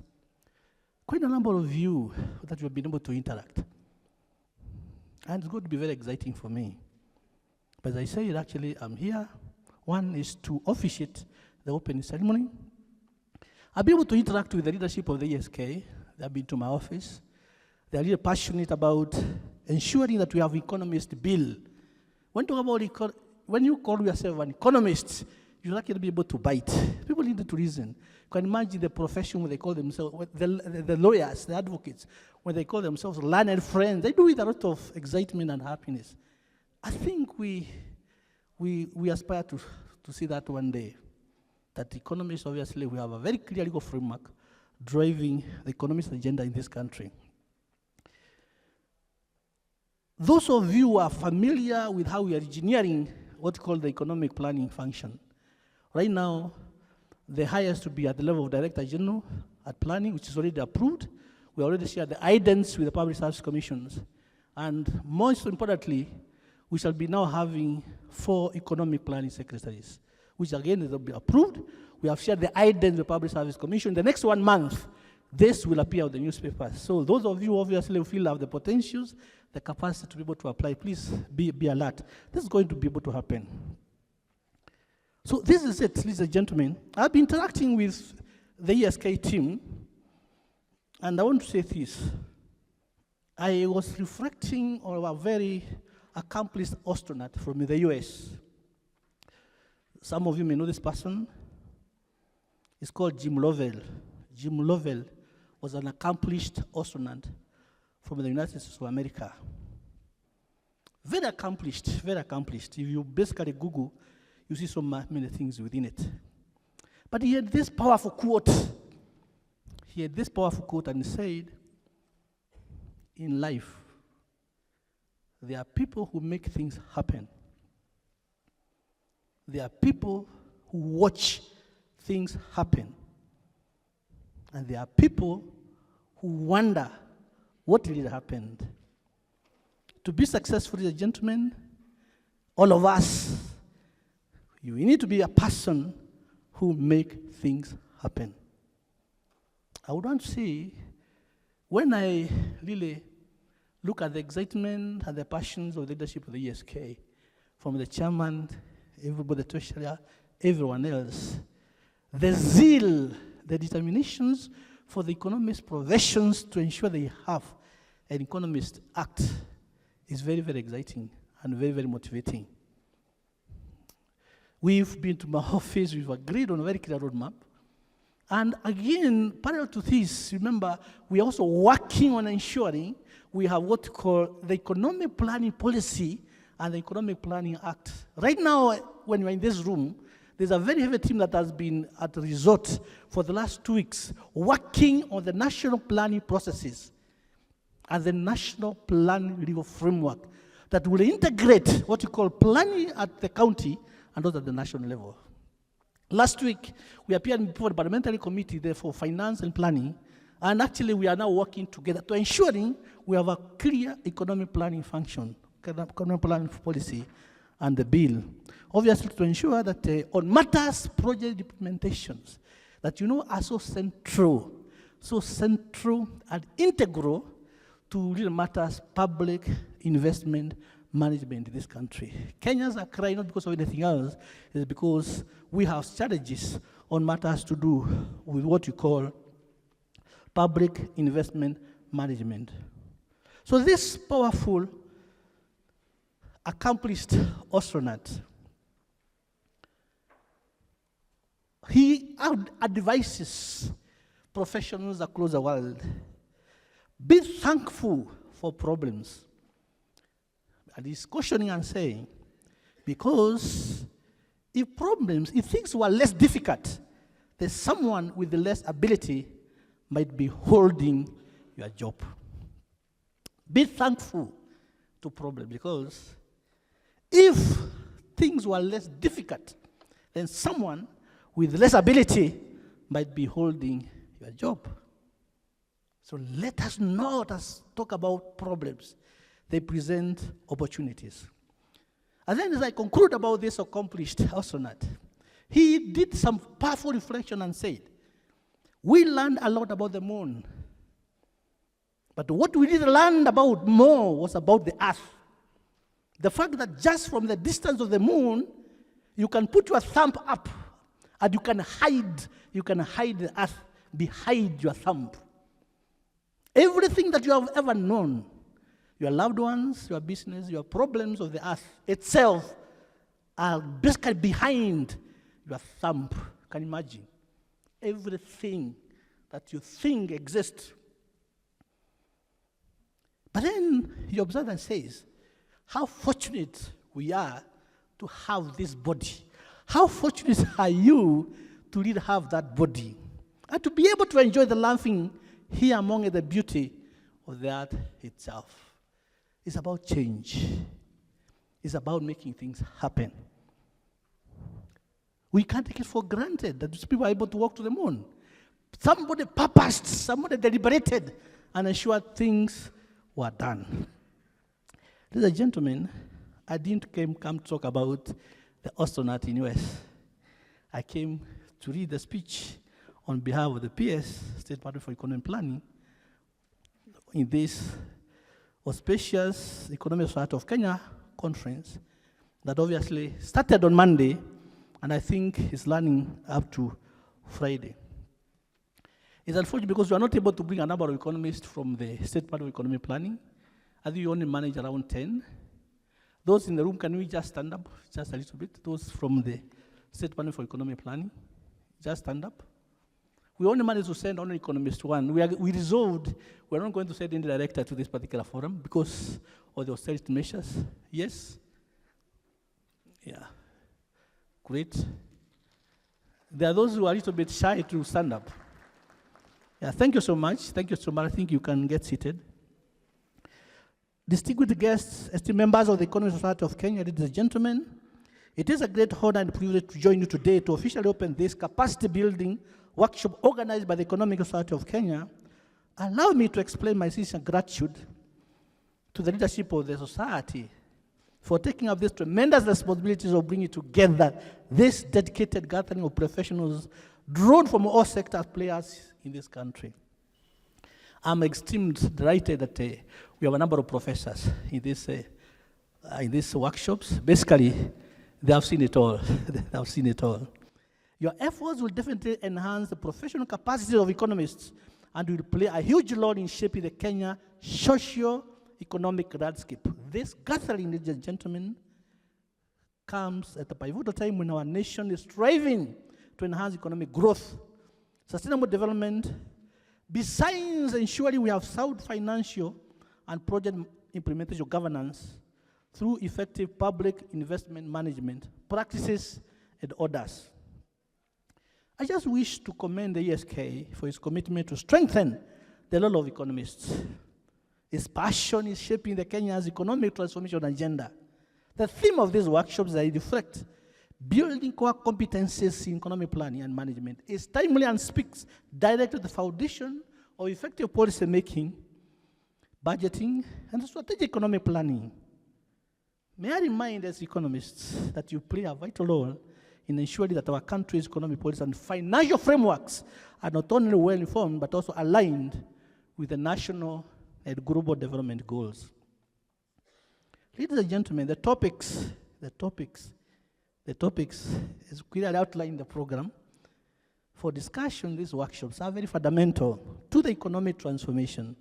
Sessions, I note planning, budgeting, project costing, resource mobilizations, public-private partnerships, revenue forecasting, modeling, proposal and grant writing, policy formulations, monitoring and evaluations, and report writing are all essential components of good economic planning and management. Indeed, this manifests purposeful alignment with our articulated state department interventions and objectives already underway towards what I said initially, reengineering the country, not national, country economic planning functions. Ladies and gentlemen, the reasons why we are doing this Kenya as a country can only have only one plan. We should not be talking about 47 CIDPs, one mid-term plan. We should be talking about one national plan. So the only intentional objectives of engineering the economic planning functions is to ensure there's clear integration between the CIDPs and the MTP. You know, those of us who have been involved in the process, we go one day in a county and do county consultations. That on its own does not basically give us the very foundations for us to be able to say there's clear alignment. We are working as planning and treasury in ensuring that we have in place an economic planning policy and legal framework that guarantee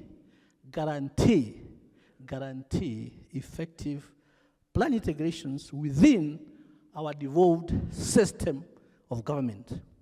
These areas are particularly significant in ensuring that our economic strategies are evidence-based, efficient, and sustainable. Budgeting and planning provide a roadmap for allocating resources effectively to priority areas. Revenue forecasting and monitoring ensure that financial projections are realistic, are grounded in economic realities. Resource mobilization and public-private partnership foster collaborations between the government and private sector to finance development initiatives. Last week I attended a meeting which was basically giving our what called the very foundations of ensuring that Nairobi Mombasa has an expressway. This is about public-private partnership. And I was very excited when they started saying, ideally we need to have this expressway within the next 4 years. Nairobi Mombasa Express. I was part of the discussions at Radisson Blue, basically because it's been done by the American company, because they were able basically to get this tender to actually be able to handle this. Monetary devaluation, ladies and gentlemen, ensure that policies and programs deliver tangible results, allowing for adjustments where necessary. We recognize the crucial role played by you, the institutions as the Parliamentary Budget Office, in the national budgetary process, as outlined in the Public Finance Management Act 2012. Their technical expertise provides critical insights that inform policy decisions and enhance fiscal responsibility. Enhance fiscal responsibility is a very clear corrective objective. Enhance fiscal responsibility. In the same spirit, this workshop therefore presents a unique opportunity to knowledge exchange, capacity building, and networking among economists from the different sectors. Economic planning, ladies and gentlemen, plays a very key role in determining the national development trajectory as Kenya navigates the complexities of the 21st century. The critical role of economists in providing the evidence-based policy recommendations cannot be ignored. I remember as I got in, there was the issue in terms of revenue forecasting. And I remember last week, when we were presenting the budget policy statement before the last one's committee of the National Assembly at the village market, where basically that is where we have the discussions.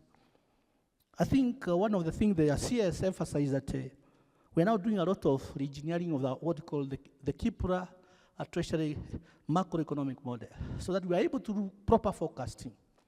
Then we are able, obviously, to see the clear correlations between the forecast and basically the actuals. So that obviously we are not basically far off. Only then, suddenly we have meaningful policy disposition. This forum, therefore, provides a timely opportunity to strengthen our collective expertise addressing these pressing and Kenyan issues. I want to really underline that. Key, pressing, and Kenyan issues. However, as we engage in these discussions, we must also acknowledge the economic disruptions that have significantly impacted global and national economies. The ongoing wars in the Middle East and Europe have led to volatility in global markets, disrupted supply chains, and increased inflationary pressures. There are shifts in foreign policies by the global economies. You can see,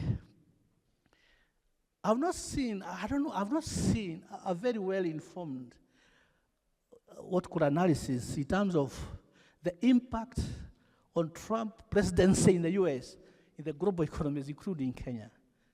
We really need to get into that and really be able to talk from what we call clear research positions. The ongoing wars in the Middle East and Europe have led volatility in global markets. As I said, increased what we call the inflationary pressures. Additionally, ladies and gentlemen, shifts in foreign policies of key global economies have undermined the traditional avenues for overseas development investments, direct foreign investment, and remittances, which have historically played a crucial role in our economic growth. Given these uncertainties, ladies and gentlemen, there is and there an urgent need for Kenya to develop homegrown solutions that enhance resilience and self-sufficiency. We must strengthen domestic resource mobilizations, encourage local investment, and foster economic innovation-driven growth to reduce dependence on external financial flows. This requires strategic planning, evidence-based policy making, and strong institutional frameworks, elements that this workshop seeks to reinforce. As you are aware, ladies and gentlemen, Kenya's development agenda is anchored in key policy frameworks, including Vision 2030, the bottom-up economic transformation agenda, and the medium-term plans. These frameworks provide strategic roadmaps to achieving sustainable economic growth, poverty reduction, and improved livelihoods for all Kenyans. The State Department of Economic Planning remains committed to ensuring that these plans are effectively implemented through robust macroeconomic policies, strategic resource allocations, and continuous monitoring and evaluation. However, the success of these initiatives depends on the active participation of economies in analyzing the trends, identify the potential risks, and advising on sustainable policy adjustments. To achieve sustainable development, therefore, we must also recognize the significance of partnerships. The private sector, development partners, philanthropists, and the government must all work in tandem to ensure sustained and progressive economic growth. In a world of constrained resources, public-private partnerships are essential in mobilizing resources for infrastructure development, industrialization, and job creation. We in the State Department of Economic Planning continue to foster collaboration with the private sector, academic institutions, international partners to drive economic growth. Furthermore, Kenya's participation in regional economic blocs such as the East African Community and the African Continental Free Trade Area provides an opportunity to expand markets, increase trade and investment.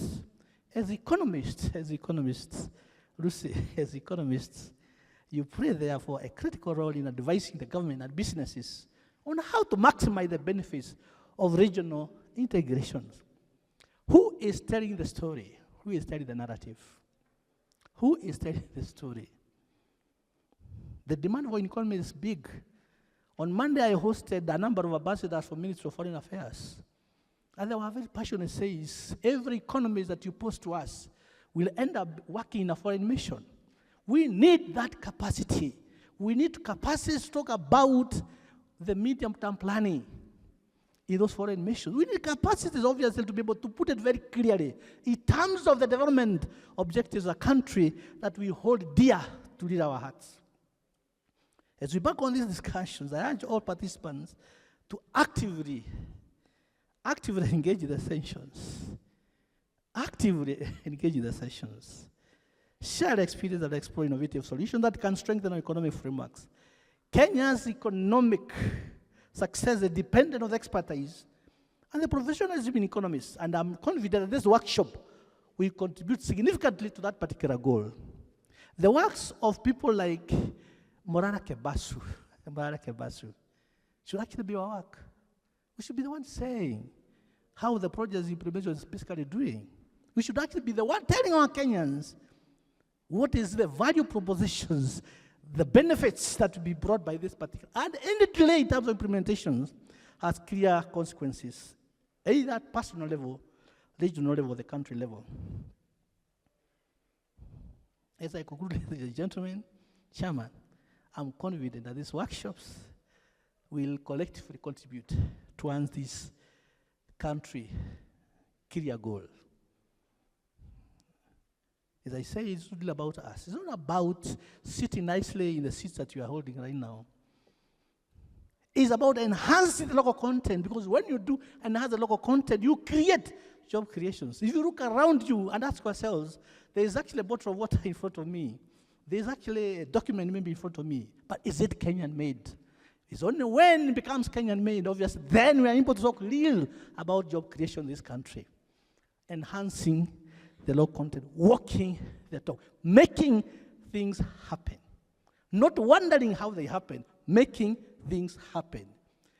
In conclusion, therefore, I extend my gratitude to the Economic Society of Kenya for organizing this important initiative. To all the participants,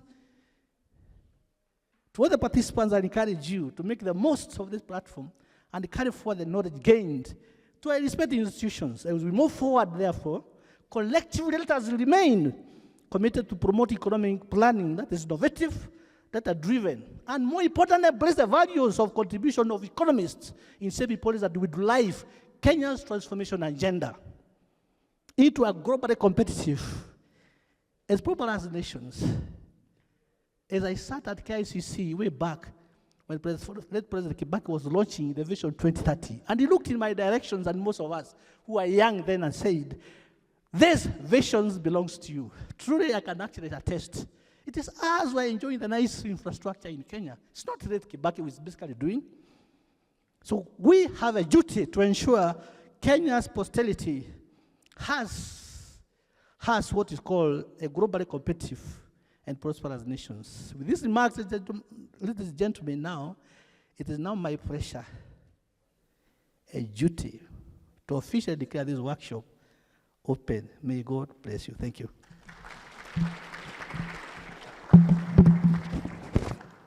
Thank you very much, Bwana EPS.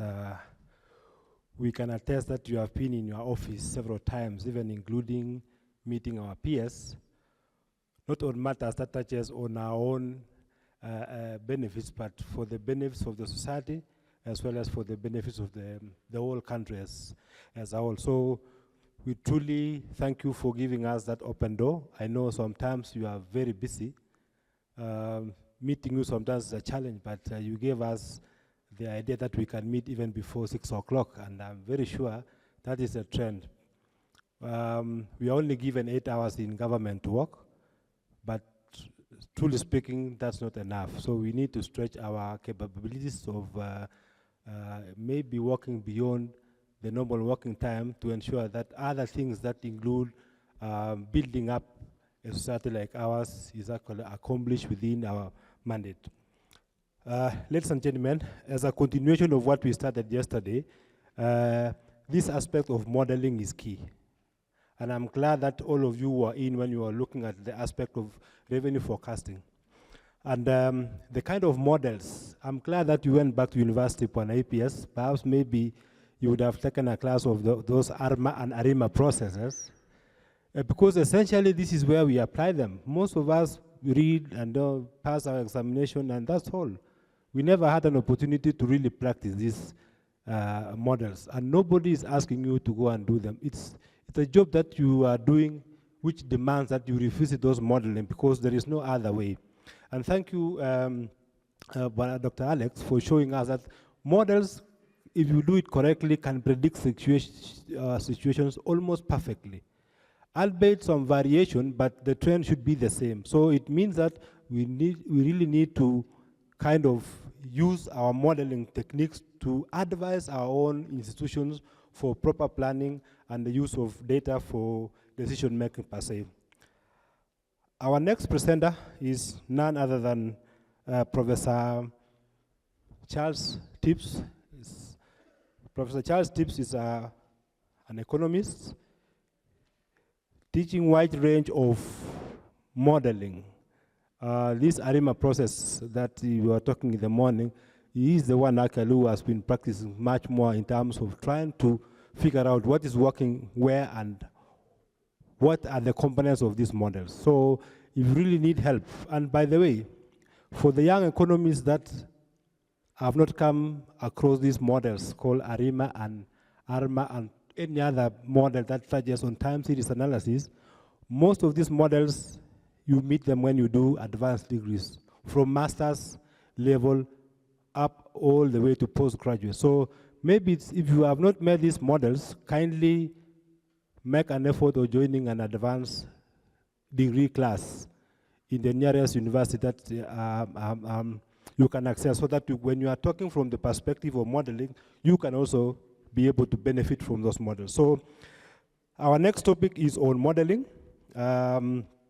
It's just perhaps a continuation of the previous forecast model, and we would like to hear from Professor Charles, who is also a senior lecturer at the Masinde Muliro University of Science and Technology, doing his job, which is most like on economic models. Karibu Charles.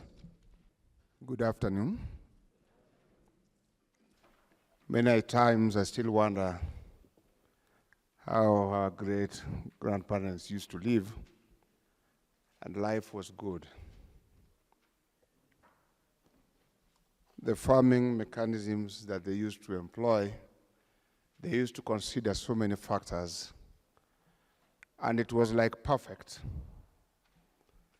One season after the other, they had no knowledge, but they had looked at the relationships that existed in their environment and perfected it, and as a result knew what is it that was to change and how that change would impact on their output.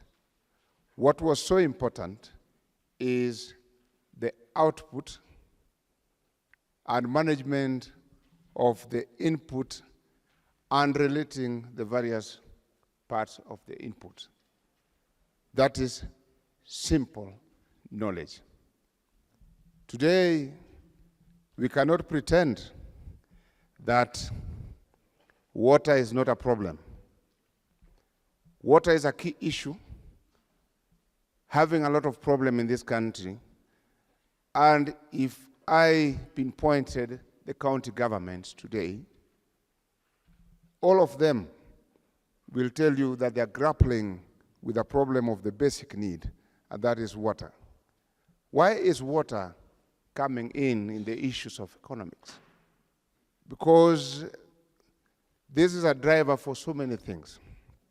A healthy nation is a prosperous nation, and water is a key component that is very, very important. We begin from there. I'll give much more examples on the modeling and much more looking at water, which is a problem in all the counties. Now, I will be looking at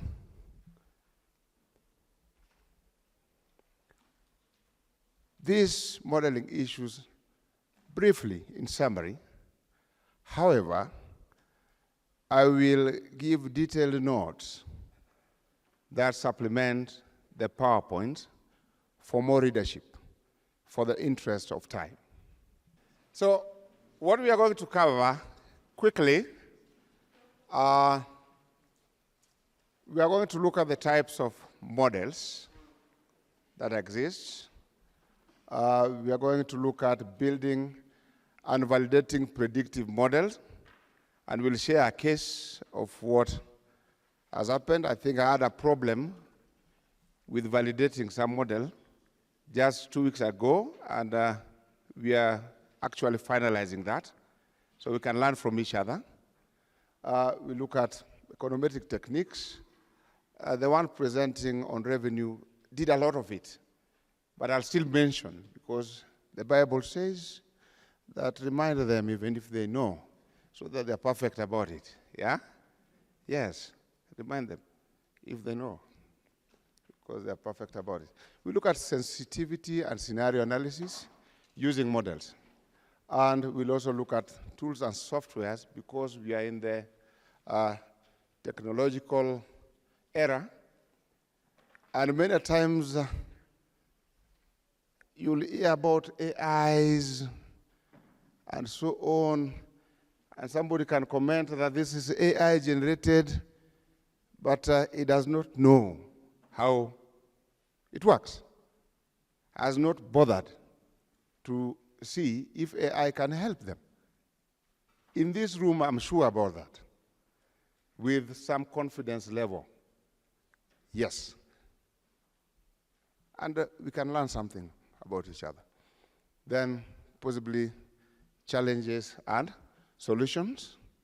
I will integrate the cases as we go on. And I think that one will be okay for us. So, looking at the types of models, we have financial models. I'll confine myself to financial models. I'll confine myself to economic models, and more so quickly on the operational models. So, just an overview, or in a nutshell, before I go into deep into each and every one. We have financial models, and this basically focus on financial data, analyzing risks, portfolio, performance, and investment strategies. We'll be looking into that. We have economic models. Those basically represent macroeconomic relationships, such as supply, demand, inflation, and basically economic growth. Then we have the operational models, and those basically simulate and optimize business processes, production planning, and resource allocation. So I'll, by mentioning and getting a few examples for the same. When, in general, when do we use each type of this model? Financial, basically for investment decisions, because we have investors. How do we decide? I'll give a case later as we continue. Corporate finance, we are looking at economic model, policy analysis, forecasting, very key, operational models, business strategy, and also process improvement. The issues of reengineering and so on are on those operational models. So the real world applications, central banks, those who are from Treasury, we use these models for monetary policy. For corporations, we use the financial models when we are doing mergers and acquisitions, depending on the business environment. You've seen people emerging because of the business environment. Yeah? Now,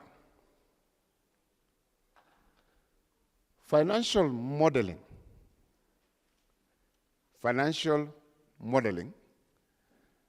And right now, as much as I'm an economist, I'm also in finance. At the top level, economics and finance is inseparable. You wouldn't know whether you're doing finance or you are doing economics. You wouldn't know, because all the variables are just the same. And finance much more has borrowed from economics. It was never there. So the financial model, basically,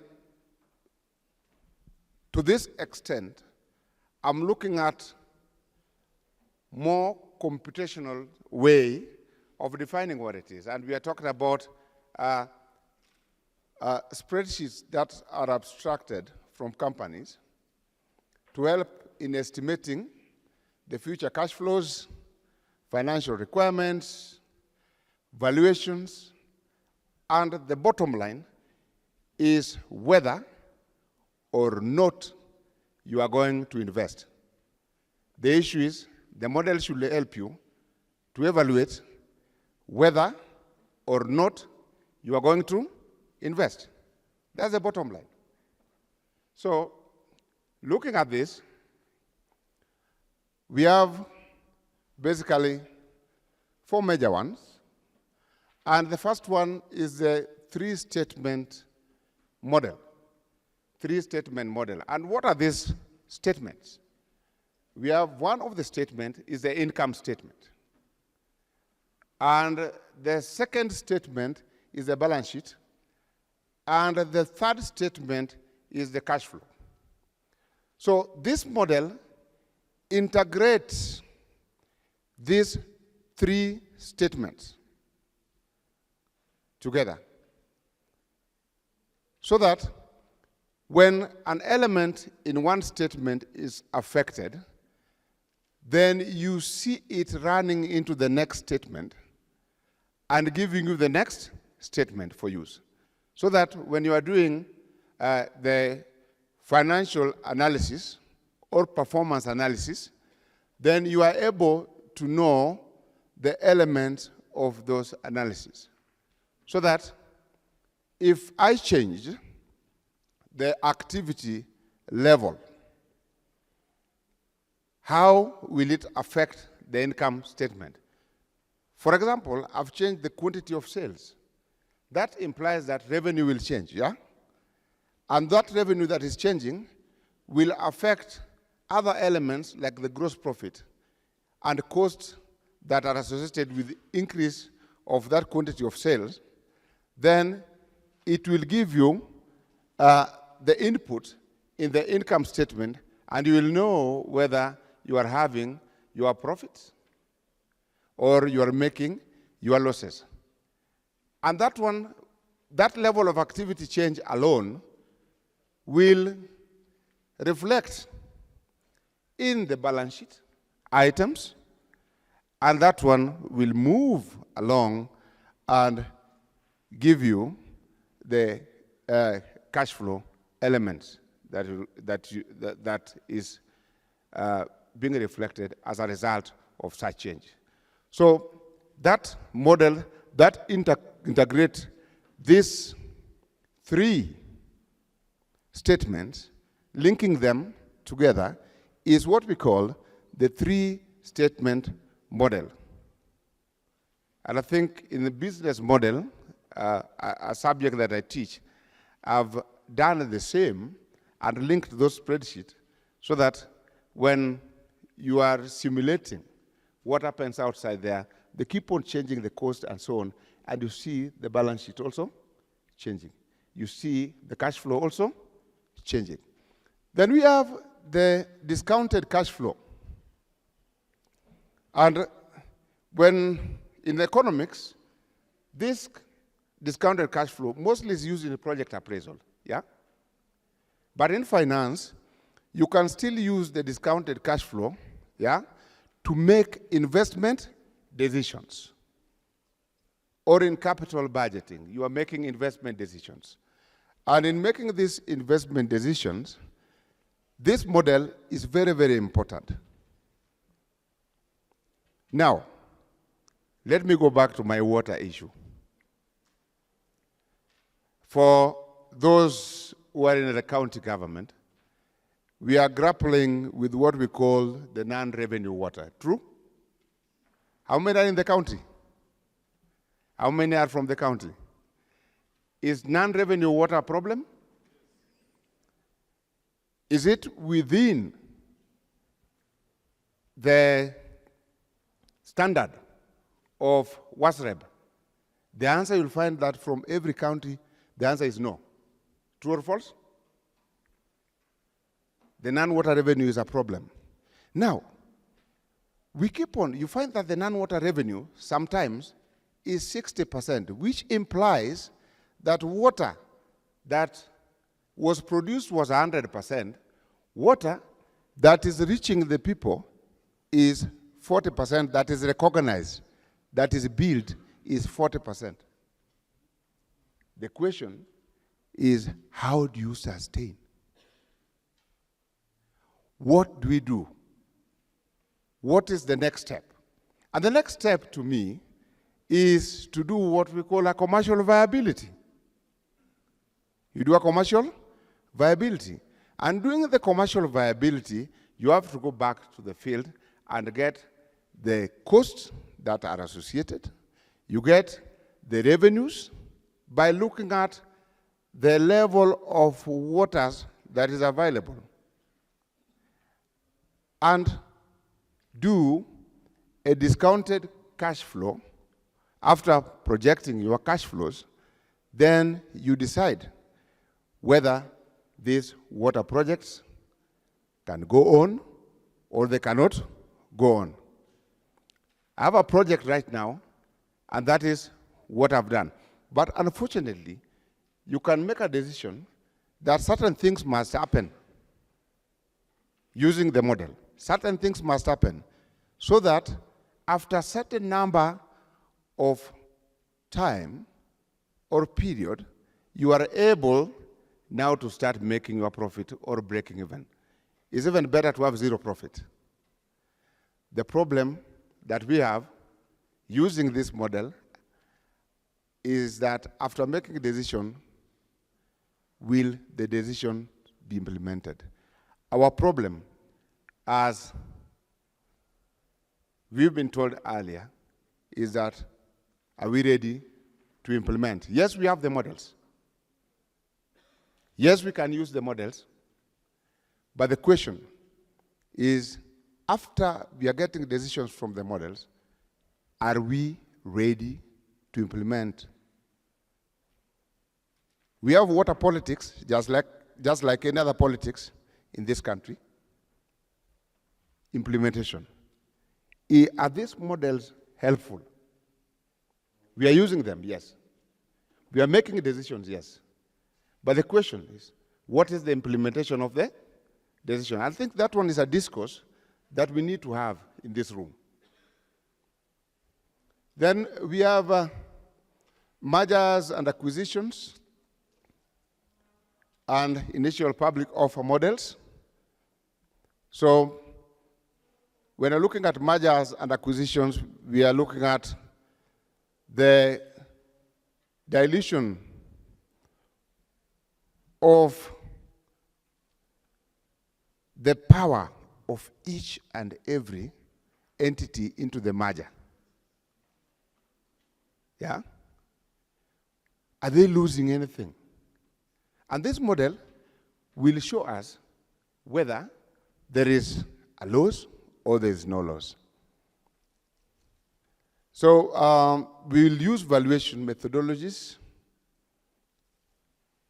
in making sure that those valuation models are giving us the correct information so that we make a decision whether there's an advantage in mergers or there's an advantage in acquisition. You may imagine that you are merging because you are disappearing from certain things, and there is no advantage at all. So by using the valuation models that are relating to shares and the securities that are available, then we are able to make such decisions. Then we have the leverage buyout model, leverage buyout models, and this basically we are looking at a situation where we are looking at the capital and the type of capital that we want. This model helps us to do that so that we know whether we are using debt or we are using equity kind of capital, right? So using this model will help us to calculate returns that emanate from leverage buyout. So as we are looking at financial models as they are ingredients to the planning. And one of them is about forecasting sales so that we get the future project's revenue based on historical data and market trends. We look at pro forma statements, and the pro forma statements are the three statements still, where we have the income statements, cash flow statements, and the balance sheet statements. Then thirdly, we look at the asset requirements, and this will include estimated capital, estimated expenditures, and basically the working capital needs. Those are current assets minus current liabilities. Then we look at the financial requirements, and here you are looking at the funding needs and basically the sources of those funds. You may not need the need, but you must also get the sources of these funds. And finally, we have to come up with realizable economic assumptions so that we incorporate macroeconomic factors in those modeling, such as inflation and interest rates. This is our cup of tea, all of us. Sometimes when I present, I say we are just removing the cobwebs. We are removing the cobwebs. But a matter of fact is that we need to look at the practicability of what we are doing, And that should form the basis for discourse. Other theory and theory-related, I'll augment elsewhere. Now, we are saying that economic model is a process of creating simplified representation of economic systems to analyze behaviors, predict outcomes, and inform decisions. Predict outcomes and inform decisions. Basically, in essence, I always look at this thing in a nutshell like we are having the inputs and the outputs, Inputs and outputs, so that we make a decision. Do we require these inputs? How do we relate these inputs? Then what outputs do we expect? Because we can't keep on talking about models when our inputs are wrong. They are not in the right amount. They are not in the right amount. So, that one is important. We have the theoretical models and economic models. And we know we have our main one, Keynesian, classical Keynesian, monetarist, neoclassical, Austrian schools of thought. We have mathematical models, the general equilibrium, game theory, very nice one, input-output. Those quantify economic relationship. We have empirical models, the econometric techniques, agent-based simulation, and computable general equilibrium models that test theory with the real data. So, the theoretical models, they focus on free markets, supply, demand, and minimal government intervention. Those are classical model. Keynesian model emphasizes government spending and aggregate demand in influencing economic activity. Monetarist highlights the role of money supply in controlling inflation and economic cycles. And neoclassical assumes rational behavior. Austrian stresses individual decision making. Mathematical models, we have general equilibrium model, we have game theory, as you can see, and we are looking at how markets reach equilibrium in general equilibrium model. Game theory analyzes strategic decisions. Input-out model describe interdependence between industries in an economy.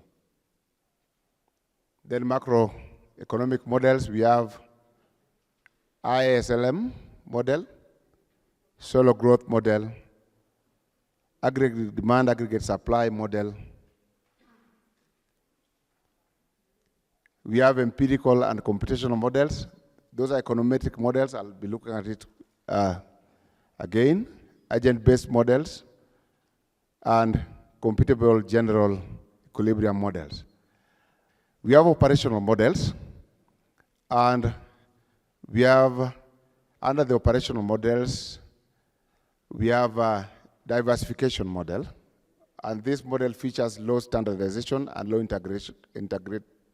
integration suitable for organizations managing a portfolio of diverse independent businesses.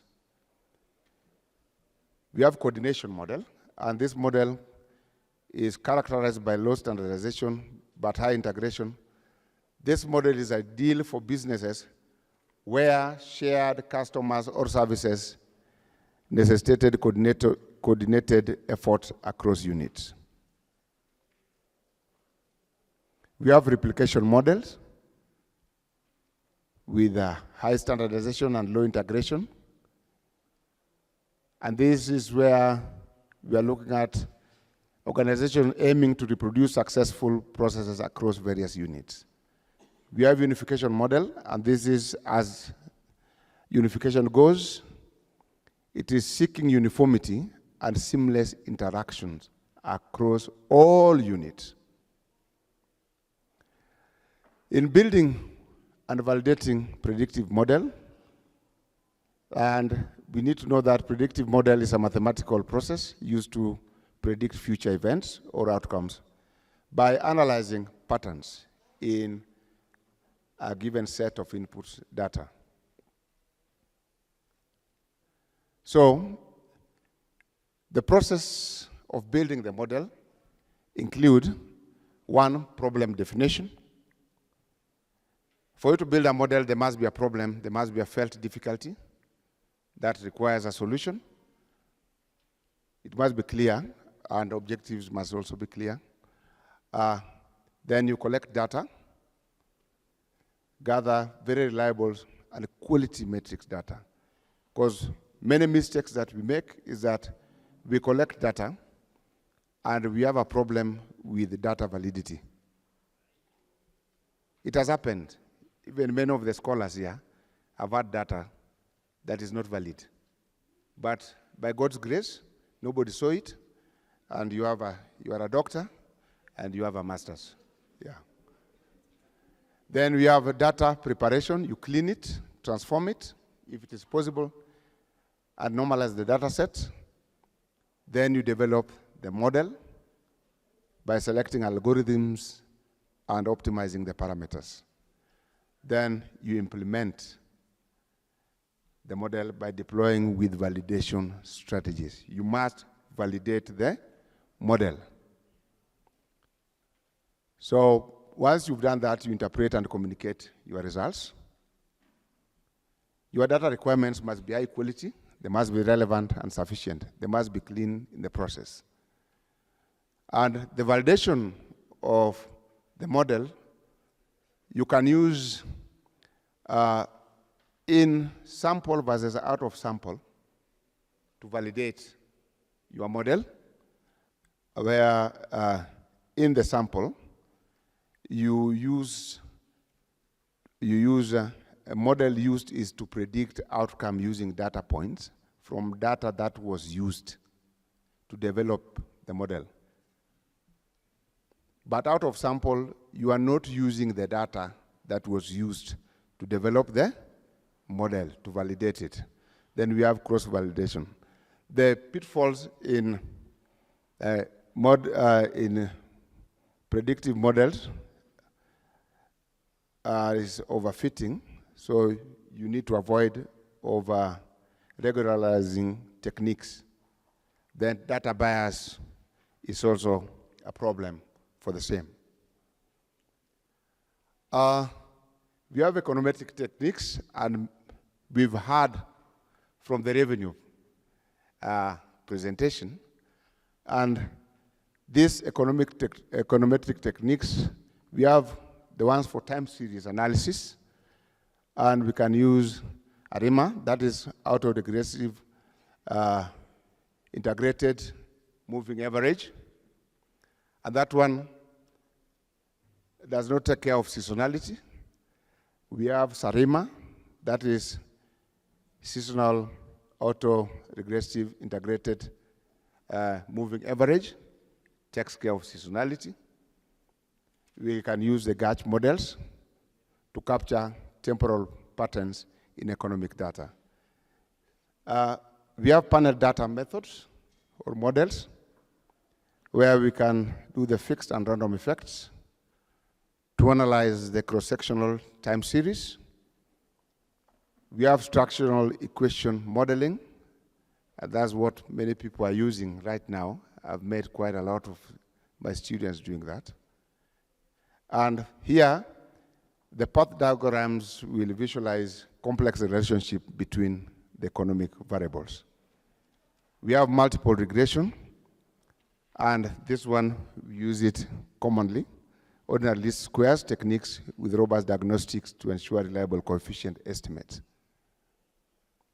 Then we are having sensitivity and scenario analysis, where we have single variable analysis, we have Monte Carlo simulations, we have scenario development, and for single variable analysis, we can use tornado diagrams, we can use rank variables by impact on outcomes.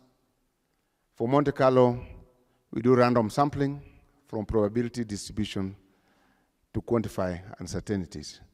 Then scenario development, use baseline, optimistic, pessimistic, and stress scenario test models. Very important today.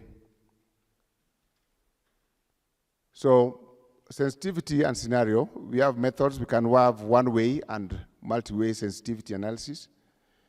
We can have Monte Carlo simulation for risk assessment. And for both scenario and sensitivity, the main case that we can use is when you are looking at prices and inflations, yeah? You can look at prices and inflations to see how will prices change with inflation. And if we change the prices, can it go along? How sensitive will inflation be?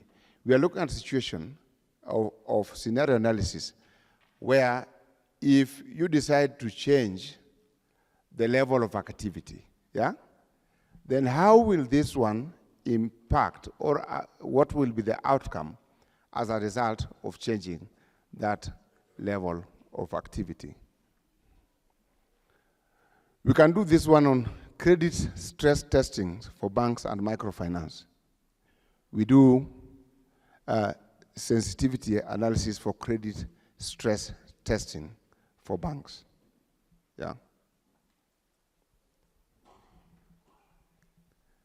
So some of the example of scenario analysis is that, for instance, if you have multiple inputs for a company to examine money factors to help them predict possible outcomes. For instance, organization may consider a decrease in available fuel. Can it impact on turnaround time? So what we are trying to say is that we have input variables, yes? And we have the output.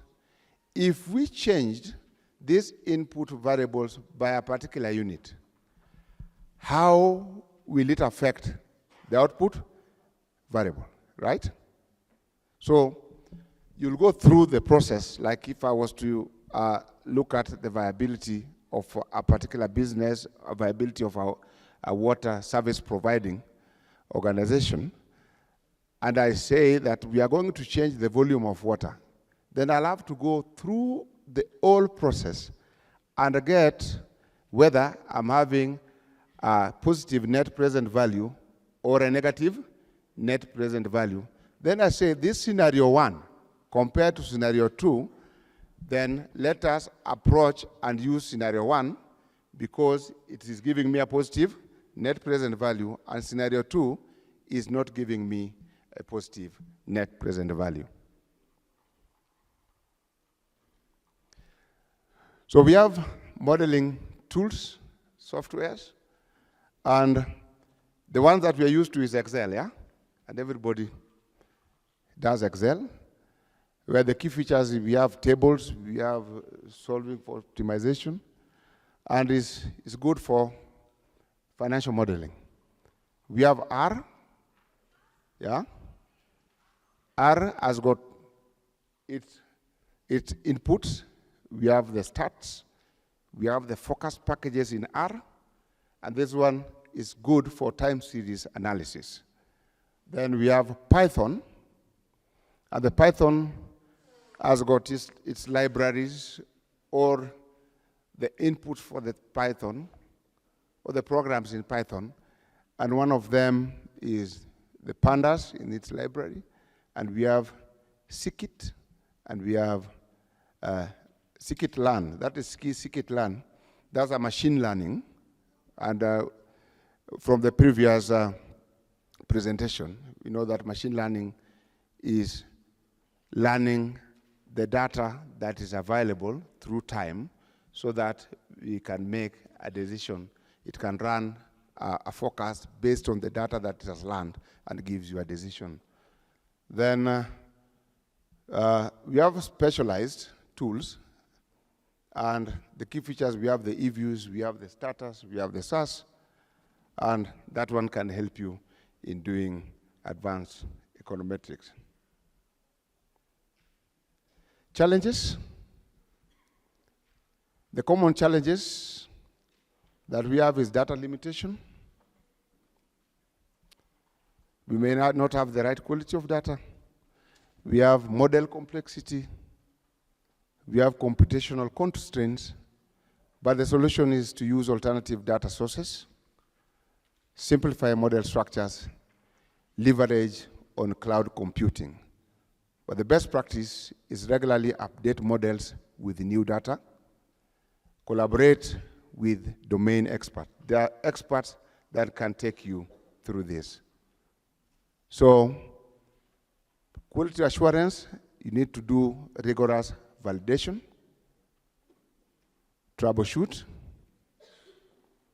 and in troubleshooting, look at systematic diagnostic procedures.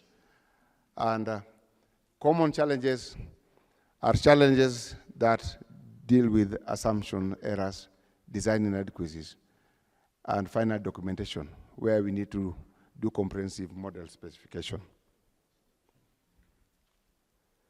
So, to that extent, we can conclude that models are powerful for analysis, decision-making, and mastery requires both theoretical knowledge and practical skills. You don't have the knowledge, you don't have the practice, then the model will not work for you.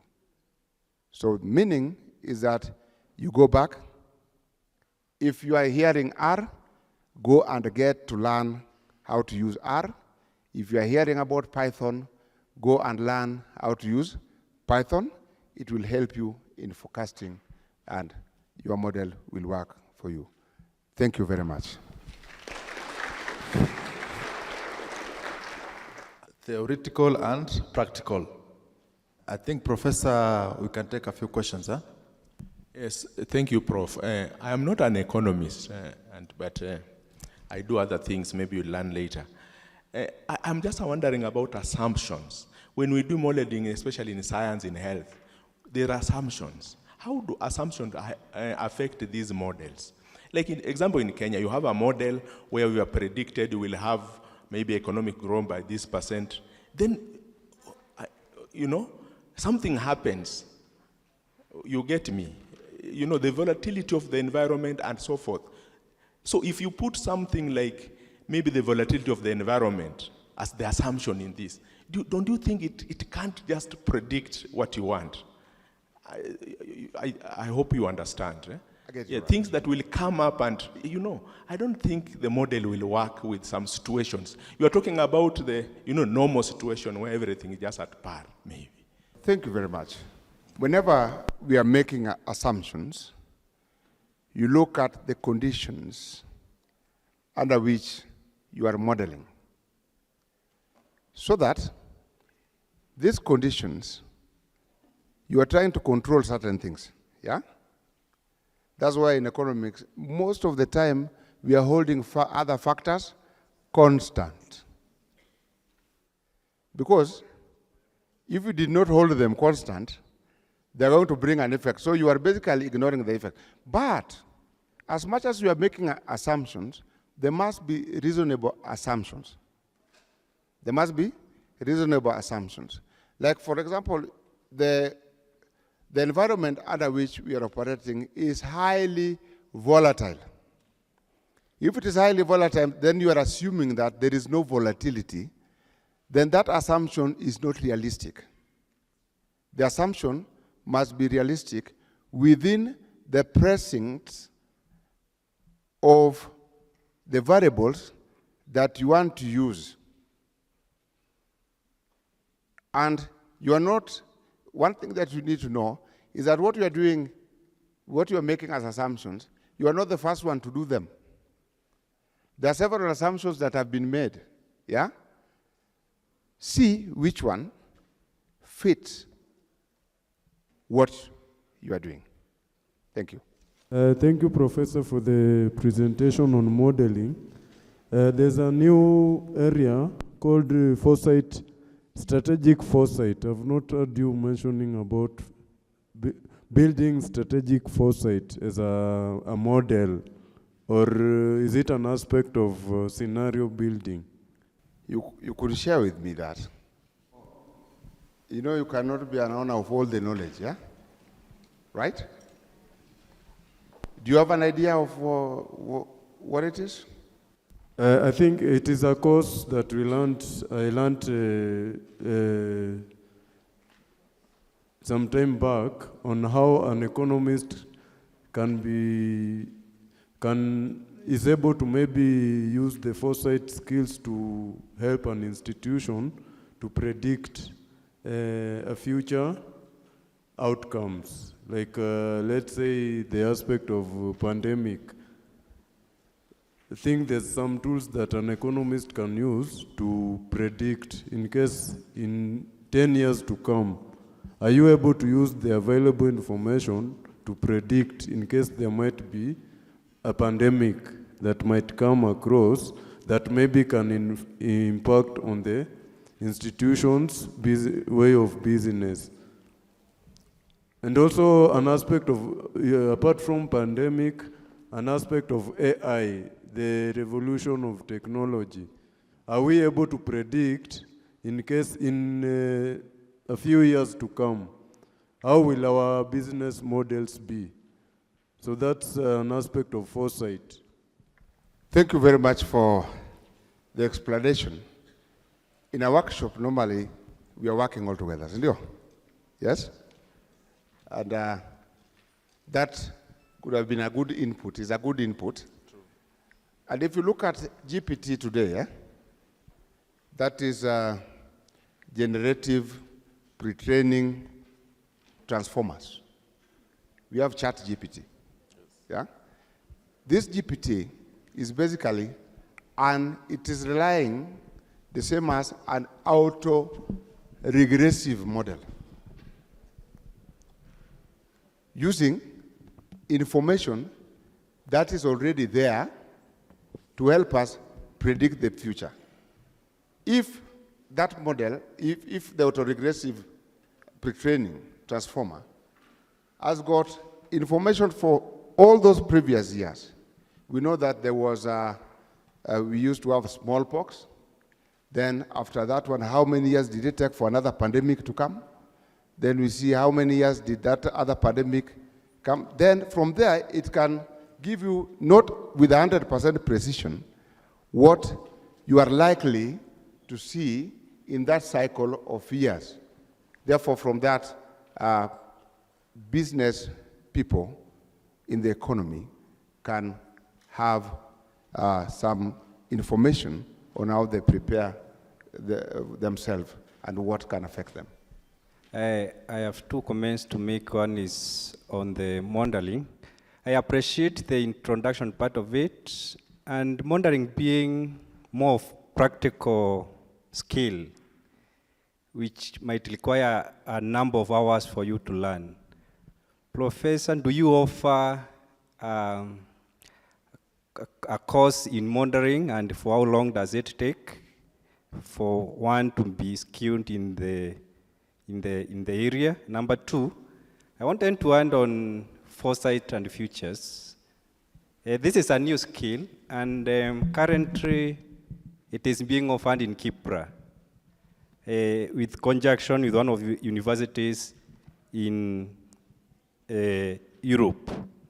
It focuses more on qualitative.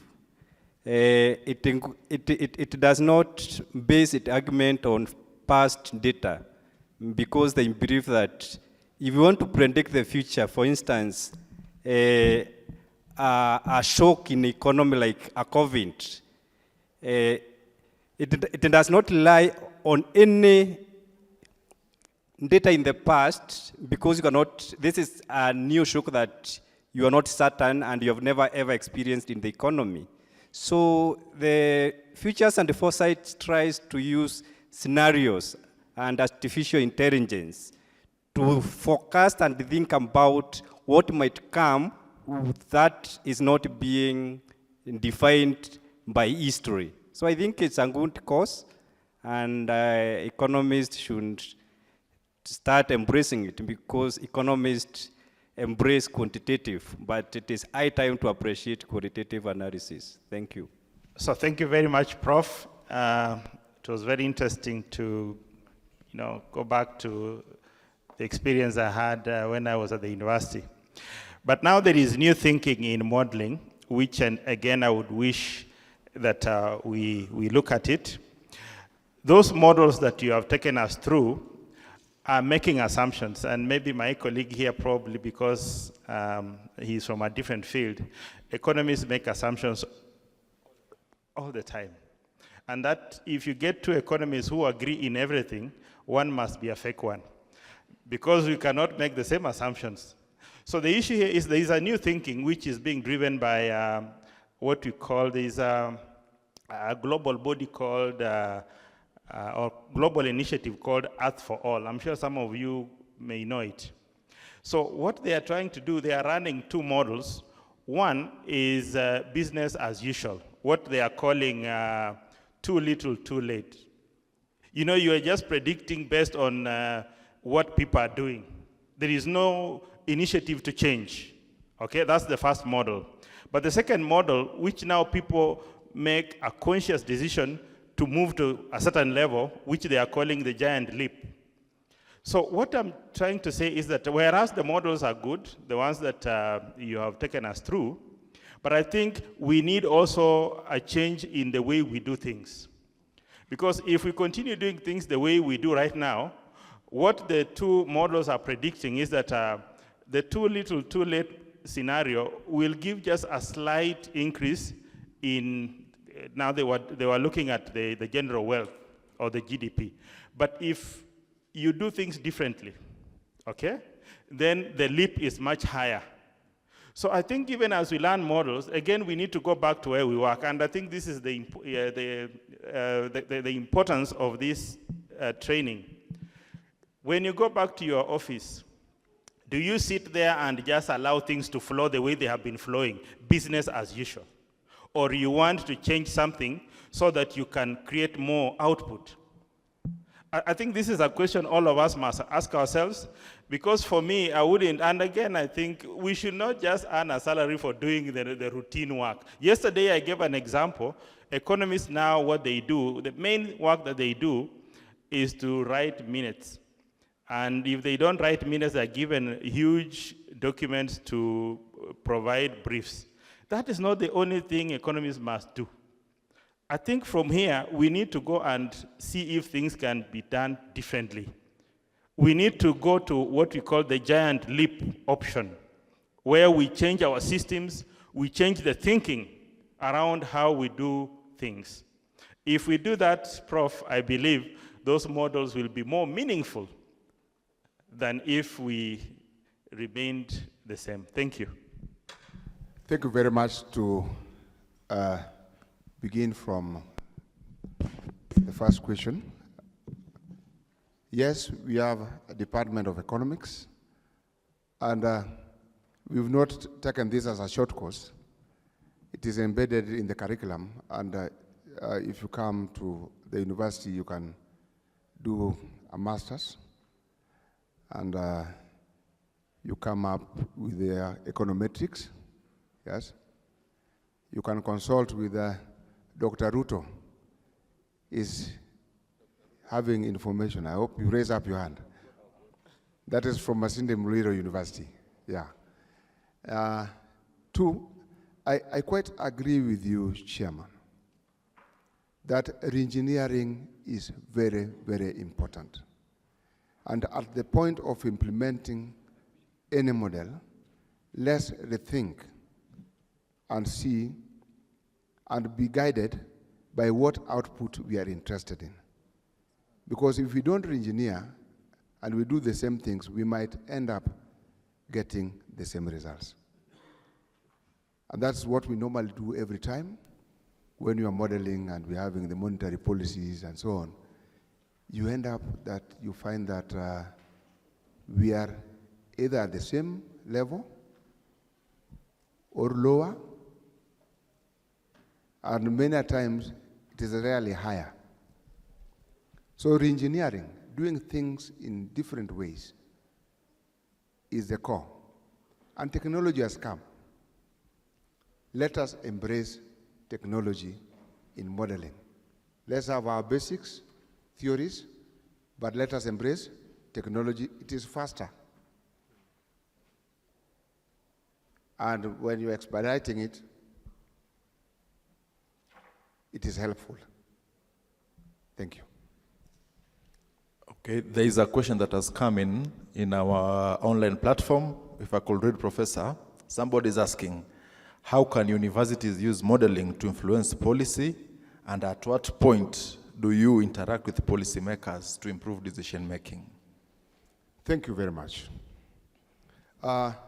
This has been a problem, and the government needs to take this seriously. We have a lot of researches that are being done on testing models with actual data in this country to see if those models are working and what adjustments are done to them. The outcome of this research that has been done, you only find that they are published. And once a publication is done, if it is a lecturer, the objective is always to get promoted out of the publication. The issue is that there is need for time-to-time interaction between the industry, the government, and the university to share this information. Because once this information is shared between the parties, then an adoption of the results out of the models can be done. But it is rarely done. That is the problem that we have in this country. And I think as scholars of economics, take it, and we need to take it upon ourselves, that at least if you are in the county government, yeah, can we have a network with the universities? And the universities should also go out through their outreach and have a network with this relevant ministry. There's a missing link. It's not very strong, and that's why that question cannot be answered 100%. Thank you. Thank you. However, we take the challenge as ESK to provide that link. Yeah. Perhaps the last one from the online submission tool. Somebody is asking, who is best suited to build a financial model? Is it an economist or a financial analyst? I'm an economist. I do financial models, and I teach financial economics. Yes? Does it make it happen? Because the variables in financial modeling, you find them in economics when you are doing appraisals. An economist can do financial models. A finance analyst can do financial models. Right? It's possible. Thank you so much, Professor. Another round of applause, please.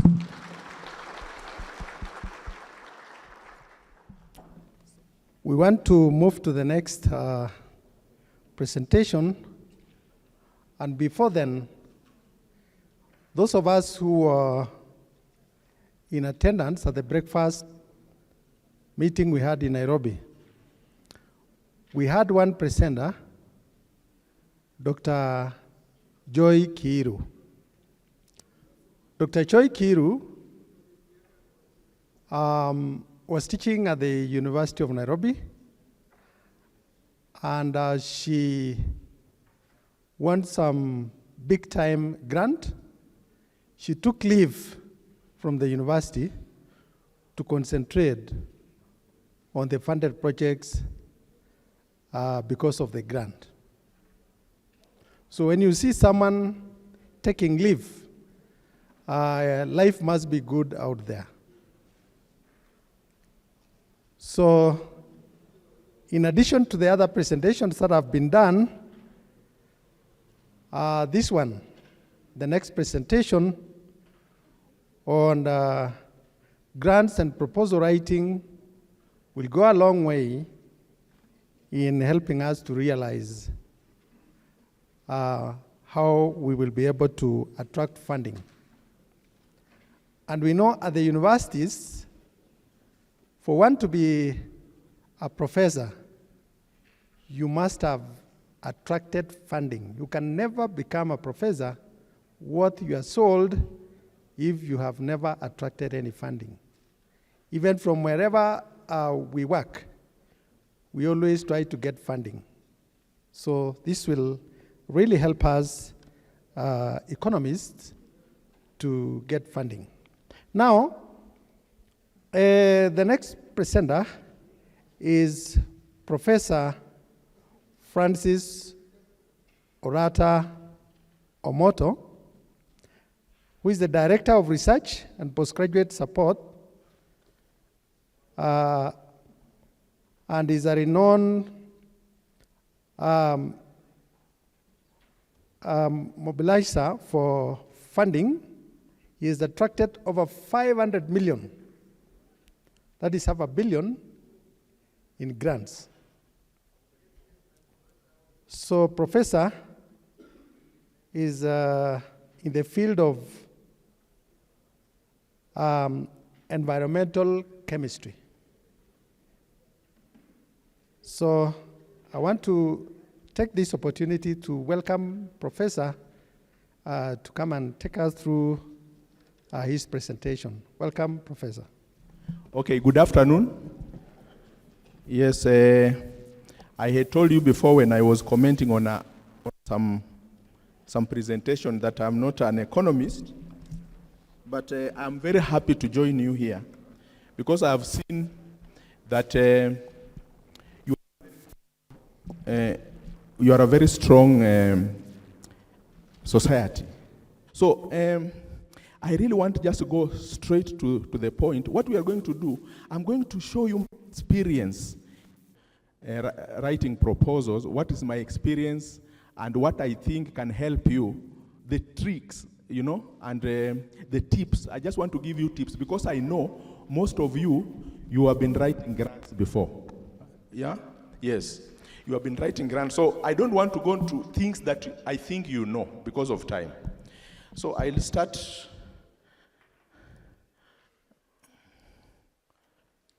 Yes, I'll just start by an overview of what we are going to look at.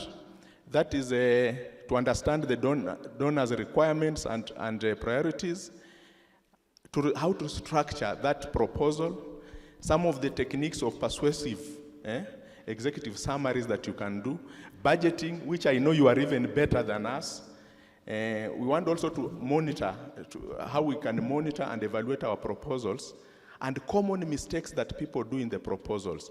I'll give you some successful grants that we have been able to obtain along the way.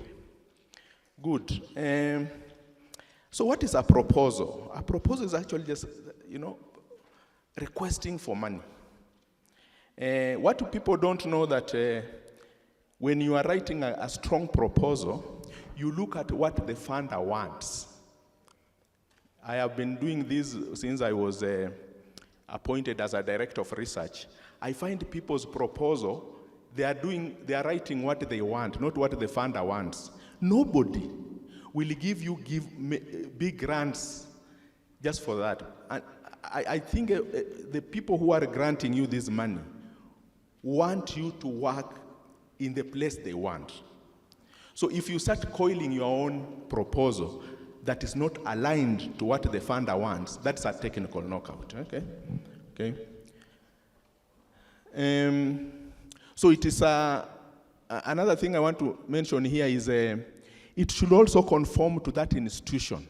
I'll give you an example. Now we have Gates Foundation, which is interesting mostly in crop and genetic modified crops and so forth. That is their line of thought for these years, maybe 5 years or what. Therefore, your proposal must align to their line of thought of that institution. Okay? That is very important. You don't create your own. So it's a persuasive, and it's an advocacy. It's like activism. You are trying to make sure that you get this proposal. So therefore, your argument must be that you are going to bring change by people implementing that proposal, that project. Okay? There are 4 types of proposals that you can do. The first one is just a letter. You can write a letter to a corporate. You say, I want this amount of money.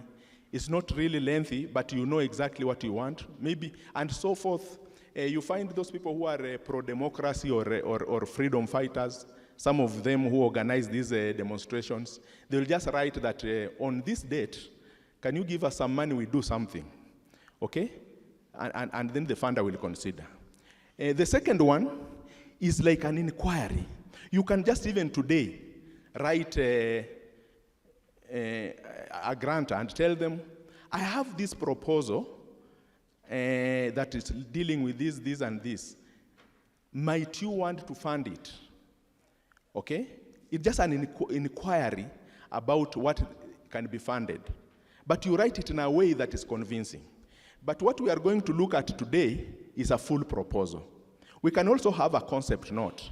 Concept notes is something that you just write and give someone to see whether they can consider it. In the university, this year, at my university, I told every staff to write a concept note. We told everybody to write a concept note. We just want to know what are the ideas you have.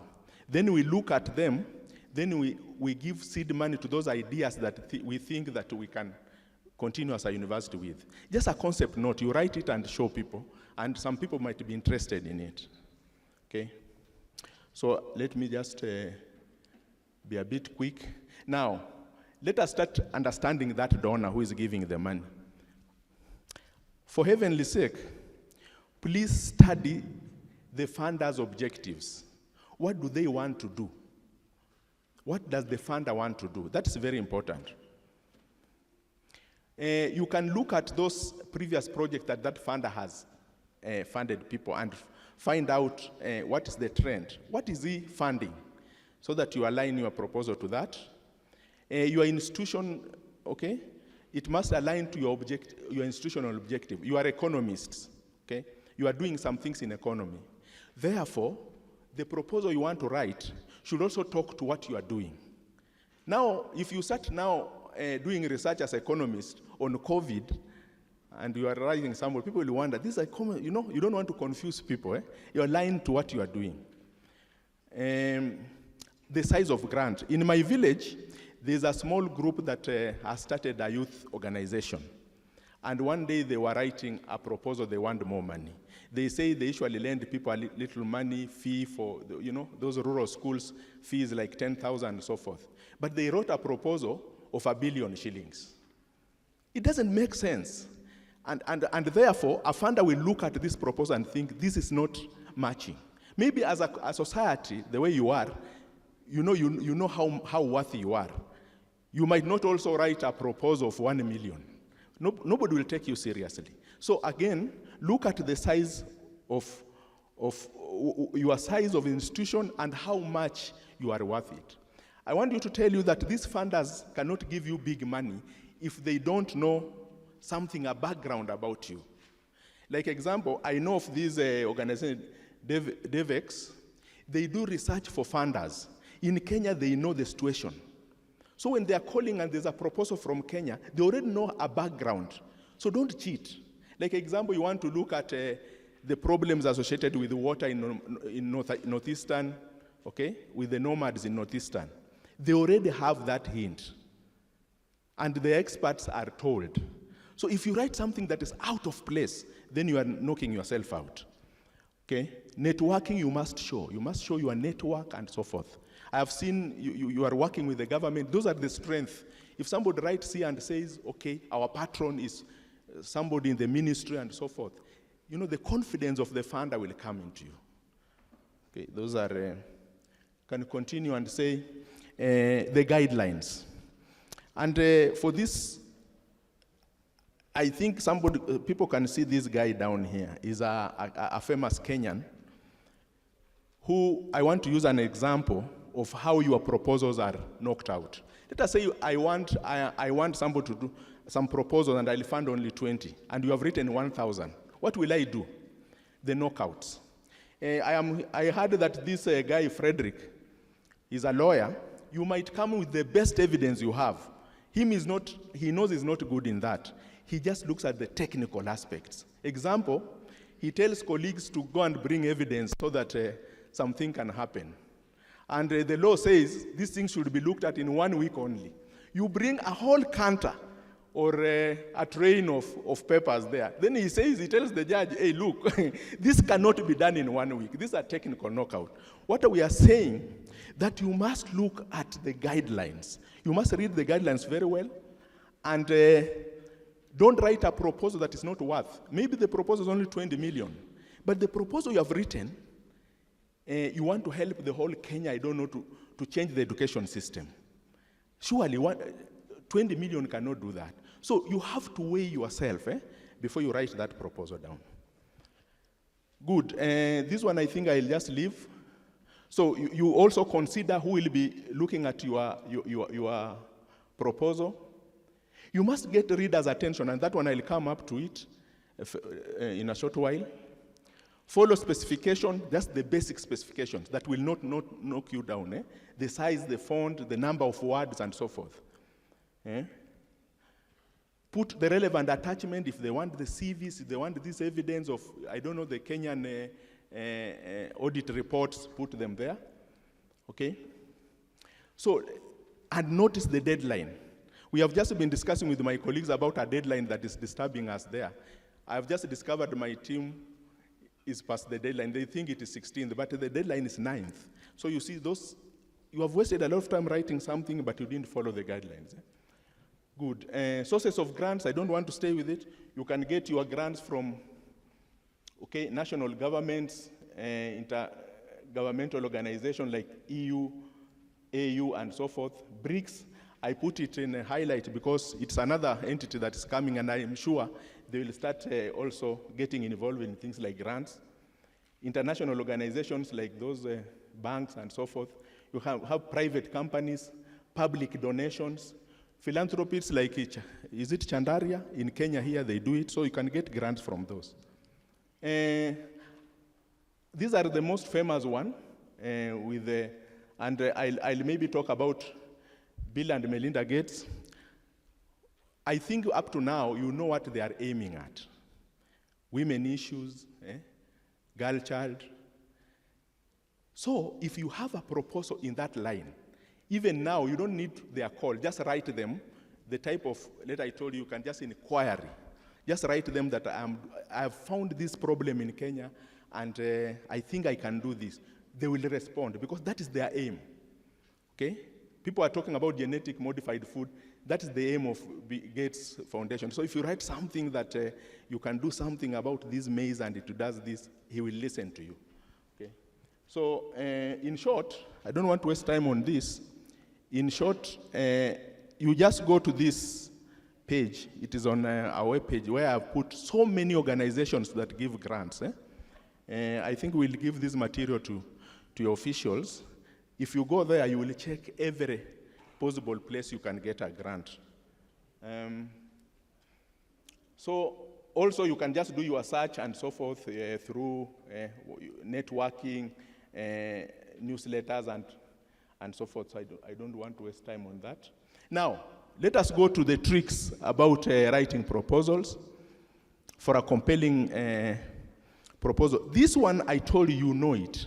You know what is required. Introduction will be there, background, the problem of the statement problem, you'll have the goals, objectives, they will be there. But let me tell you, if it's a serious funder, this thing will be given as a template. Don't worry about them.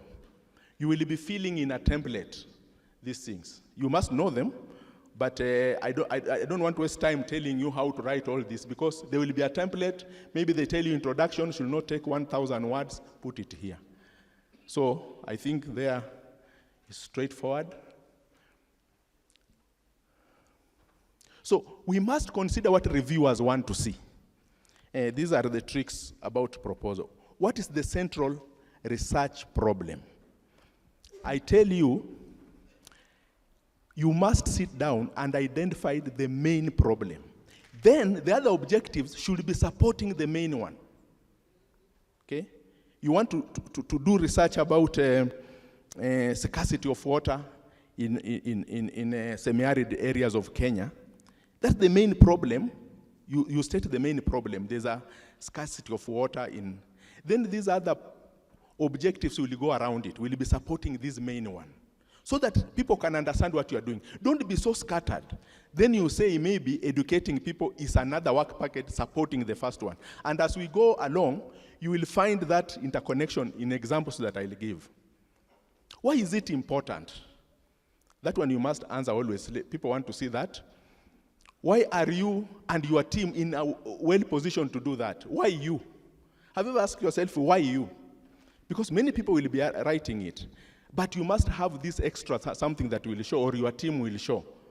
Yeah? How will the finding advance or contribute to that field? That's very important, especially for people who are professional reviewers. It's very important for that. What specific research questions do you have? I'll show you some of them. Methodology that you will use, it must come out. And the outcomes, they must come out very well. And how you will disseminate your work. I want to give you an example. So here, maybe it is this research actually this year has won almost 500 million shillings. It's from 3 of us from Masinde Muliro University have written this, and we have gotten the confirmation letter. So we will be doing a lot of work from end of this year. Now let me tell you, okay, I have hidden, because I'm a toxicologist, I have hidden some things that maybe to you are not important. But what we are doing is this. This research is looking at the problem of antimicrobial resistance. Tukiwa wagonjwa siku hizi, we don't want to cure with the SHA, is not working. You go to a chemist and just buy drug, isn't it? When you take it, you start introducing in your body, you know, that drug does not now work because you have exposed it wrongly, isn't it? Yes, that's what we are saying. So we are dealing with this in East Africa. Now, when we started doing this, then what are the research questions? These ones are more of science, but I want to see what can go with you. Example, what is the economic cost of that problem? I'll tell you, this proposal did not win the grant once. It failed the first round. And so somebody just wrote a statement somewhere, this proposal in the reviews, this proposal needs an economist. We went and sat down and listened to it. I think my friend knows it. Then we looked for an economist, and I'm regretting why I didn't take my friend Ruto. I went to Makerere University, I got a health economist. Do you know what the health economist did? He went and did his background. You know, we failed the first round. Now they recommended we need an economist. This problem also, AMR, has cost East Africa this amount of money by approximate. You know, he knows the government expenditure of health on health. This problem might cost this amount. Then he said, after implementing all this intervention of these projects, we will be able to save these billions for East Africa. Who would give you that money, my friend? You know, even you can see where the proposal will do. You are saying that East Africa will save maybe 200 billions because of this intervention. That's the things you write. Don't write things that people can't see. You guys are economists and you work with numbers. Okay? Write the number. You are an economist. You have said, we are here and we are going there, and when we do this, you will get it there. With the numbers, those people listen. So after intervening with the other interventions, we got this grant. And they recommended that was very powerful. Okay, so that's what we are saying. So how to align your questions to the background? Okay, like example, what is the economic cost of that AMR? What will you be doing? We will also be interested in limited data on economic cost of AMR, and that's the problem. Okay, this is the problems. Like example, the other question, how can community engagement and involvement be enhanced to reduce AMR? Then here, lack of awareness, knowledge, and enforcement. So what I'm trying to do, and just go to the aim and objective, how you frame the objective. About, you have seen the question you are asking is, what is the economic cost of AMR? And you are saying that the problem is caused by limited data on economic cost of AMR. But now your objective will be co-develop, is it this one? Co-develop a digital AMR online hub for training, management, and so forth. You know, they must be consistent. Every statement you say as a problem must be covered by an answer and how you will do it. In a proposal, when I'm evaluating a proposal of my students, there are 5 objectives. I want to see 5 methods to deal with those 5 objectives and 5 results of each. That's what we do, isn't it? Then we will say the objective number 3 has no results or there's no methodology for. So they check for this in those proposals. You are like a salesman, that's what we are saying. Carry this guy alone. I see some proposals are real dull to read. I review some proposals. Look at this. Okay, use a language that is, you know, has signposting. That means this. Let us say we are looking at traditional plants that can have medicinal value to supplement to help our children or old people. Because we are not using them, we are not going to the herbalist. If you write a proposal like this study will provide a solution to the problem of failing nutritional supplement to the young and old. Furthermore, you know, you are carrying this guy along. Furthermore, it will contribute to the difficulty to deal with, in quotes, issue of environmental conservation. Because you know when they plant trees to get this, they'll be working with environmental conservation also. And in contrast to synthetic medicine, you see, that statement alone has carried this guy alone. Don't write very dull things, so that he sees exactly where you are going. We'll have more of those examples later. And let your strength overshadow their weaknesses. Some people say more problems to this proposal until people think it won't work. You know, you be specific to what you want. Is this important? So first impression, as you know, first impression matters in the introduction. And I just want to, maybe I'll go to justification. I'll have some examples for that. So it must be clear.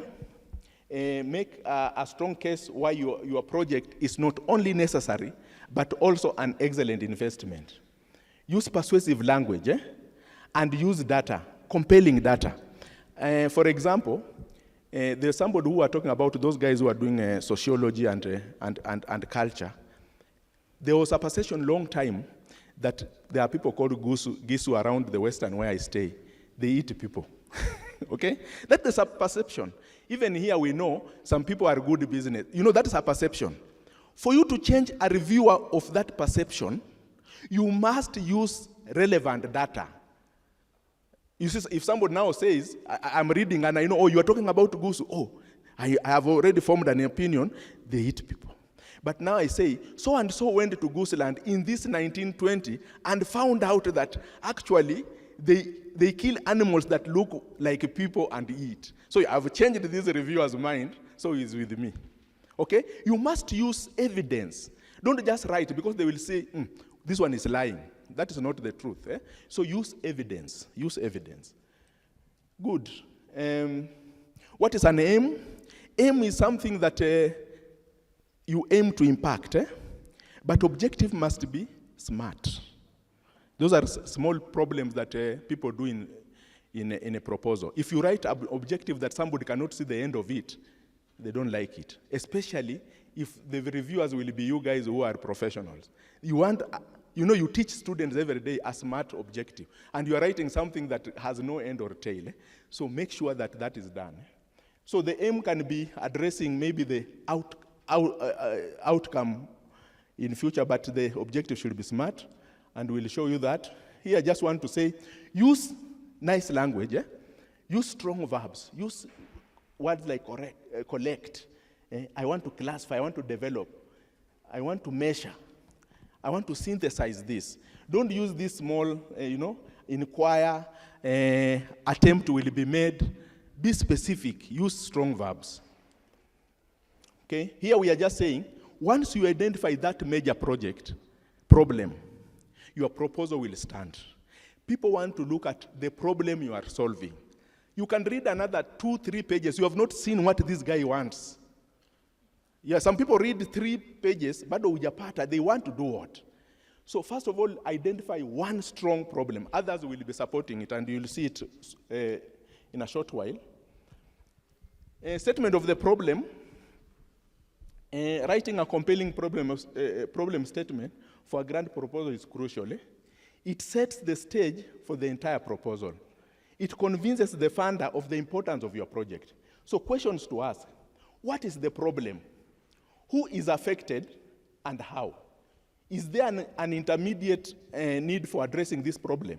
Do you have evidence that support the existence and significance of this problem? Is there references relevant and credible? That's what I've been saying. Otherwise, they are just opinions that you are talking about. Why is your organization well suited to do this? Do you have any previous success or expertise in your organization that have dealt with something similar? Is it concise? So let us look at maybe a few examples of this. These are research where it got money. People are fighting for this money a lot in Moose. This one, how they framed it, and we helped them frame. We are talking about transition of ECD in a certain community, let us say, and the project is called Project Succeed. Let us just give it a name. Look at how they frame. Kindly make sure that all these 5 things are in your project. Now, the first statement, introduction. In our community, over 40% of ECD children are not graduating on time. A statistic that is 20% higher than the national average. This alarming rate has far-reaching consequences for the development of our community's economic future. That statement, the reviewer has already gotten what you want. You have used even numbers, and you guys are good at numbers. Use the numbers. Don't just say, we have a problem of people not graduating in ECD. Give those numbers. Which numbers are we talking about? Maybe there are 2. So you want us to give you $500 million because of 2 people who did not graduate. Give a compelling thing, then evidence. I told you evidence is important. According to the National Center for Education Statistics, children who do, those are the evidence we want. Then go to the context and relevance of this problem. Historically, efforts to reduce inequity in our community have forced on the community, then connect to your project. Our organization, how strong is your organization? Our organization, with over a decade of experience in educational support, proposes to launch the Project Proceed, a tutoring initiative aimed at reducing access by 15% within 2 years. You are carrying this guy to see even what you are going to achieve. So that's what we are trying to say. And call for action, immediate action is required to do that. Okay? So these are, after reading this in your introduction, I think the reviewer knows where you want, what you will achieve, and so forth. Hizi zingine zitakuwa stories za kusupport tu. But if he can read the introduction and doesn't find the problem, then know that project won't go. Okay? So, your spin. Ask a different, so what is so different from your others' projects? What can you do that others in the conversation cannot? And I'm giving a picture here of something different. Everybody will be writing the same thing, but there's a different person here. Ask different a neglected question, maybe what people are not doing. Do you have unusual data that can support your work, that is, is different from the others? Use unusual methodology tools. Now, this also came to this project that we have won grants. People were just saying, people should go to the hospital, people should be tested before you go and buy drugs. So what was our difference? You have heard of this One Health solution. As we knew when we write like that, everybody will write like that. 1,000 proposal will be like that people must be tested before they buy drugs. We knew that. So that's what we said, but we might be exposed to this drug also through animals and water. When you drink the water and it is contaminated, like he said, then you are exposed. So ours was unique. Hizi zingine zote zinawekwa kando, wana concentrate na unique one. So that was our uniqueness. Don't write what you think everybody else will write. Then you are boring people. Okay? Offer a combination of perspectives and so forth. Assembling a research team. This is where the biggest problem in Kenya is and in the universities. You said that we do this proposal so that we are promoted. Unaona mtu anakuja kesho. Kesho I'm submitting a proposal, anasuniweke kwa hiyo group yenu. No. It's not easy. It's not easy to find guys who will contribute to put their brains in your proposal. Hapana kuita two people are my friend now. No, we don't do that. There's a professor called Shivoga. We never talk. We only talk when we are writing proposals. Because any other thing apart from writing proposal, we cannot agree. We cannot. But when there's a proposal, ananiambia, Professor, kuna kakitu hapa. Oh, and we talk only that. Because I don't like him, yes. But you want your friend, your girlfriend in the proposal. You won't write these things. You won't. Okay. You must have people who are good in research design. I'll show you. You must have somebody who knows how to collect data and analysis. Data analysis. Kuna tu mtu statistics.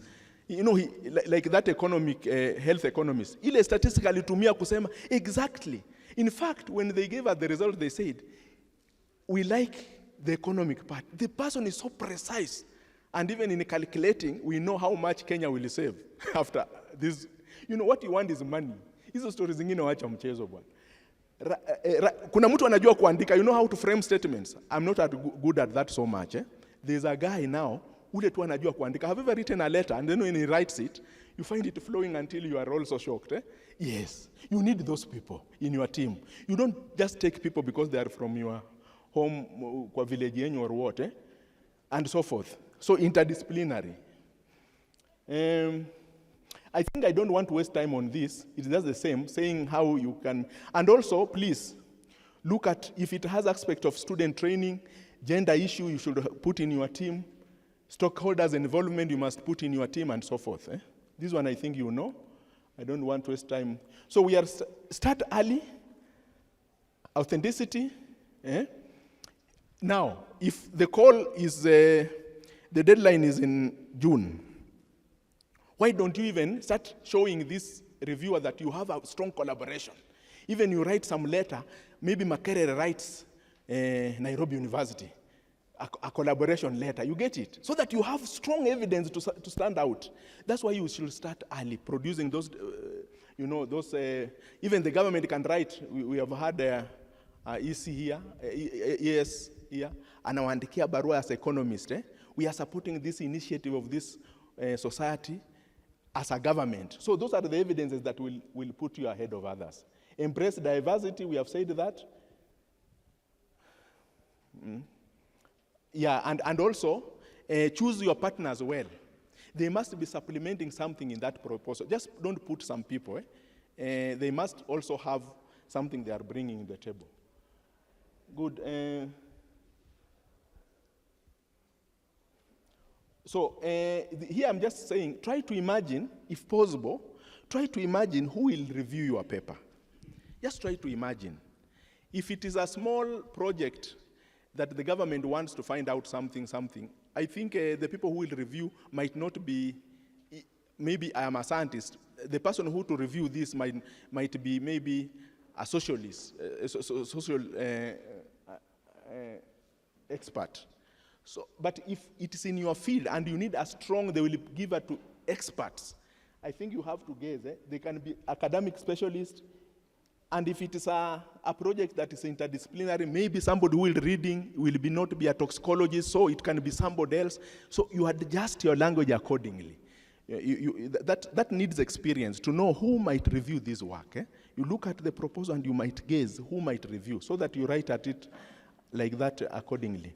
Always evaluate criteria listed on the website. Go to their website and find out. They can even be saying how they will mark your thing.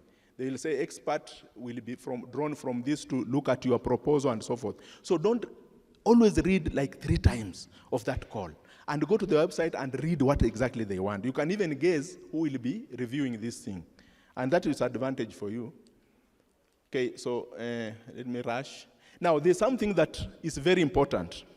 I think some of you have heard of this theory of change. A theory of change is what summarizes the whole of your project. In fact, I am convinced by my friend that you start with this theory of change. And what is the theory of change? It's an outline. It outlines our action, strategies, and how they contribute to achieving our mission.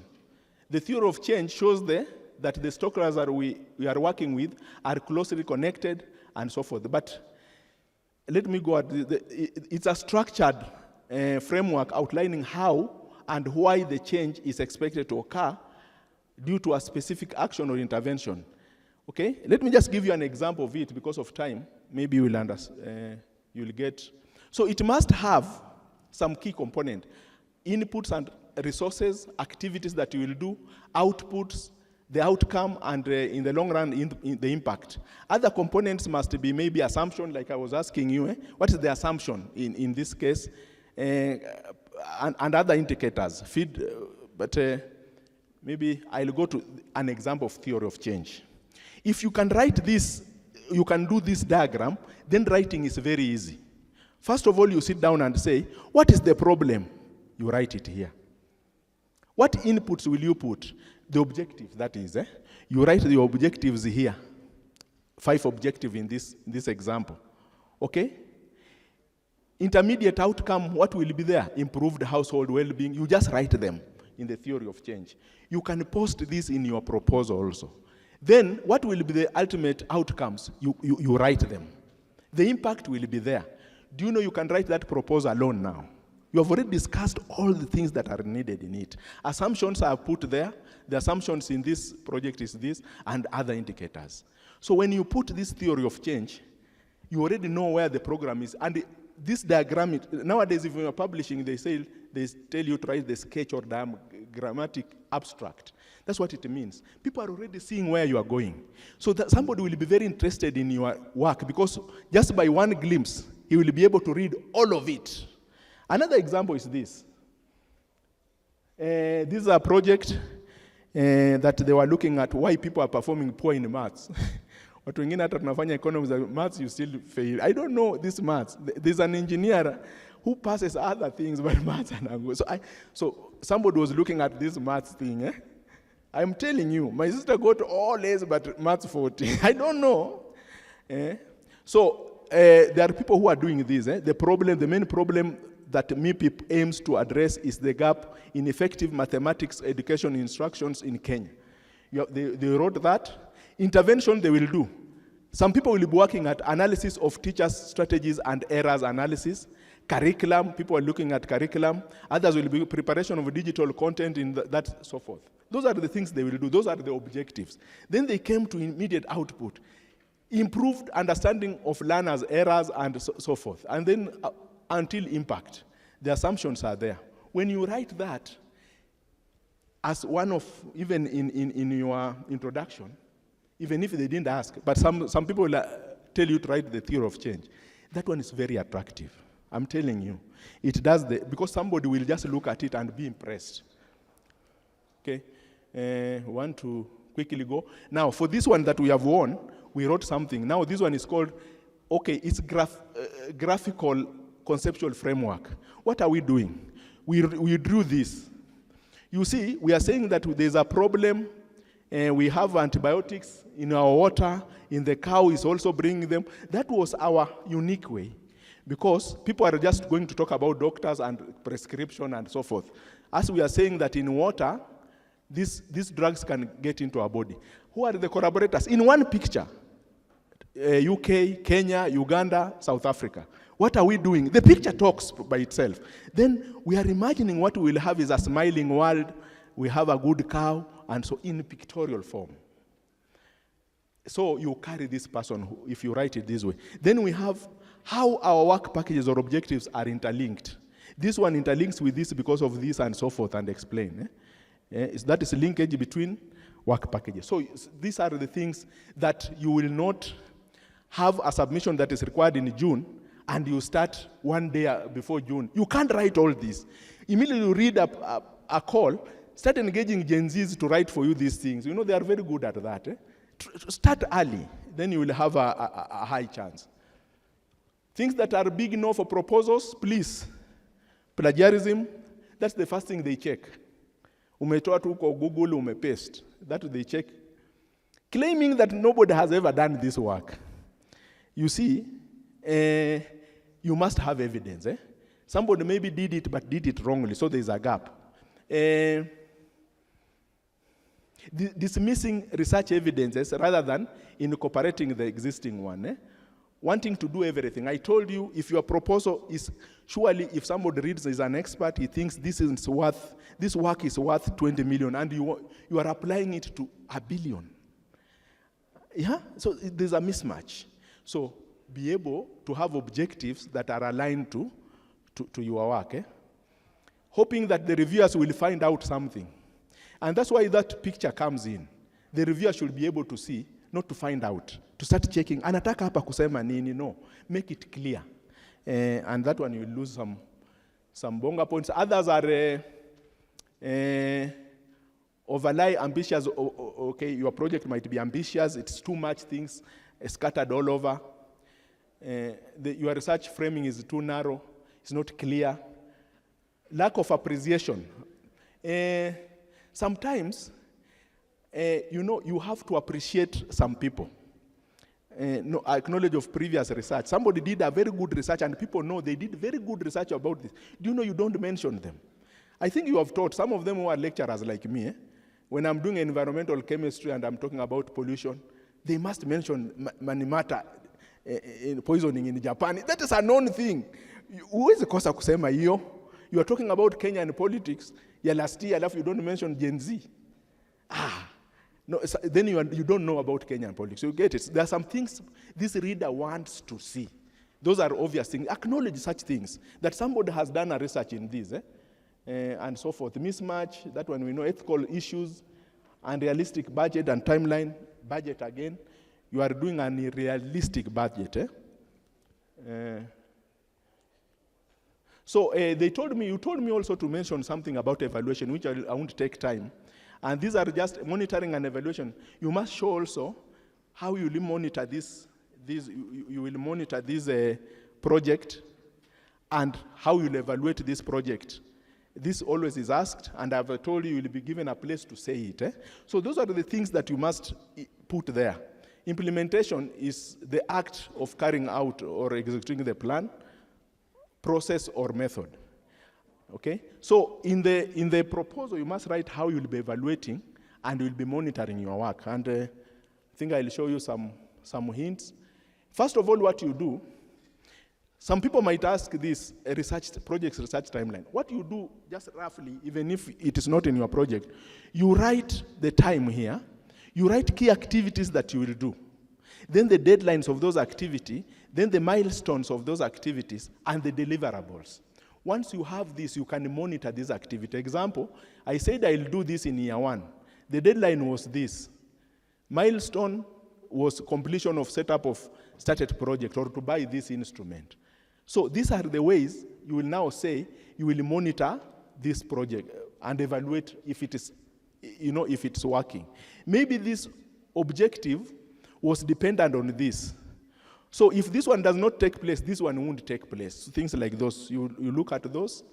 And what is monitoring? So you write initiation. The project has 5 steps: the initiation, planning, execution, monitoring, and control closing. So in every section, you say what you will be monitoring. Example, you can evaluate at the initiation if the teamwork knows exactly what they are supposed to do. And you say you will monitor by questionnaires or what. And go to planning, execution, what you will need to check when the project is there. But it has to be in the proposal. You may be required to show in your proposal how the project will be implemented. You may be required to show. Okay? So those are you must talk about quality control in your project, the work, you show the work plan in your project, the resources, what is required, the equipments and so forth, stakeholders that will be involved, and the risk assessment. What are the risks of this project? So you show them that all these aspects will be taken care of. Monitoring, of course, the primary purpose of monitoring is tracking the progress, ensuring the resources are used efficiently and effectively, empowerment, engaging beneficiaries in the process to enhance their involvement. Monitoring is an ongoing process throughout that project. So within the proposal, there's a place you write monitoring, implement, how you will do it, the monitoring techniques you will use, process, assessment, feedback sheets, questionnaires, focus group discussions. Maybe you'll do some recording, verification of observations, and so forth. These are the things you write that you will do during the proposal. Yeah, evaluation the same. You must put some key things that you will see, but I want to jump this and show you this. So in the proposal, you must write how you'll evaluate. You must write, first of all, the purpose and objective of that evaluation. You will say you will evaluate this project so that you achieve the following. You have to show stakeholder engagement, evaluation questions, the one you will formulate and ask as the project is carried out, evaluation design, data collection, the timeline, how you'll meet them, the budget consideration, you must write something about it, and review and adaptation. So you write this in a proposal so that people know at least you will be evaluating your proposal. Yeah. So I think this is the same. The design, implementation, what you'll do, end of the project and impact evaluation. You can say something that after the project, after 1 year after the project, you will evaluate what we said we will achieve, if it is being achieved, those percentages, if they have gone down, you just say, we will monitor whether we will have achieved 40% of the decrease, maybe in the student not attending school or something. So this is just the same, I think, talking about the same, how overview of evaluation criteria. It must be there must be relevant, coherence, effective, efficiency, impact, and sustainability. You must talk about sustainability, especially when you are talking about social projects. Sustainability assessment, whether the benefits of an intervention are likely to continue over time after its completion. You must also write something about it. Okay, budgeting. We go to budgeting, but with budgeting, I think again, major projects will give you a template to budget. I just want to show you an example of, but first let us look at this. We have the direct cost or personal costs and so forth, and we also have the indirect costs for research. But let me give you just a summary of a template that you can use for budgeting. Normally nowadays, they'll give you an Excel sheet to fill. Yeah, here it is. They will give you an Excel sheet to fill when you are filling in. What you need to know is that all your objectives, please, all your requirements must be listed so that they will tell you what units you want, the totals and so forth. This is just one example of a funder that gave a template to be filled for your proposal. But I'll again show another one, which is more comprehensive. Now look at this one, every year how much you are spending. But remember, You put all the activities there. And these activities, let us see the ones that you usually forget.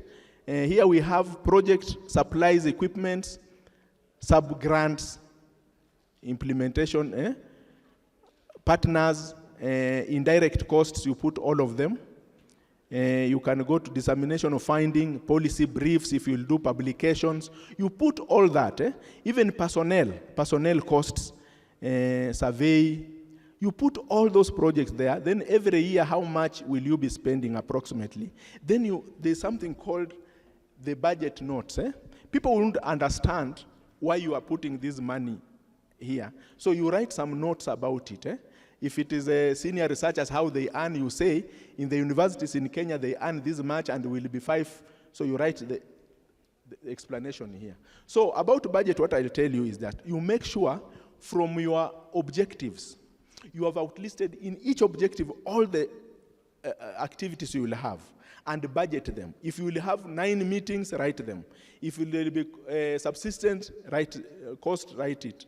Accommodation and all that. So that you don't miss anything. And again, in some universities, like there's a management cost. You have to cost it. If it's 15% of the money, you will put it there. But kindly explain against it.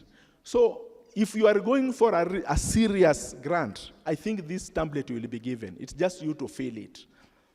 It will be there for you to fill it, depending on that. So I've just given 2 examples for the grants that I have encountered. Like the one I think, Prof, you are writing for NRF, I think it's the other one.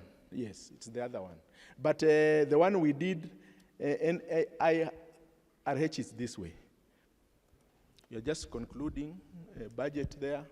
So this is what I've been telling you, the guidelines, you put all the activities there, and indirect costs, you must make sure that you consider those things like administrative support, facilities, utilities, board, audit fee, all those that sometimes you can be writing and you neglect one, like a management administrative cost. Then when you are implementing your project, you find that you didn't budget for it.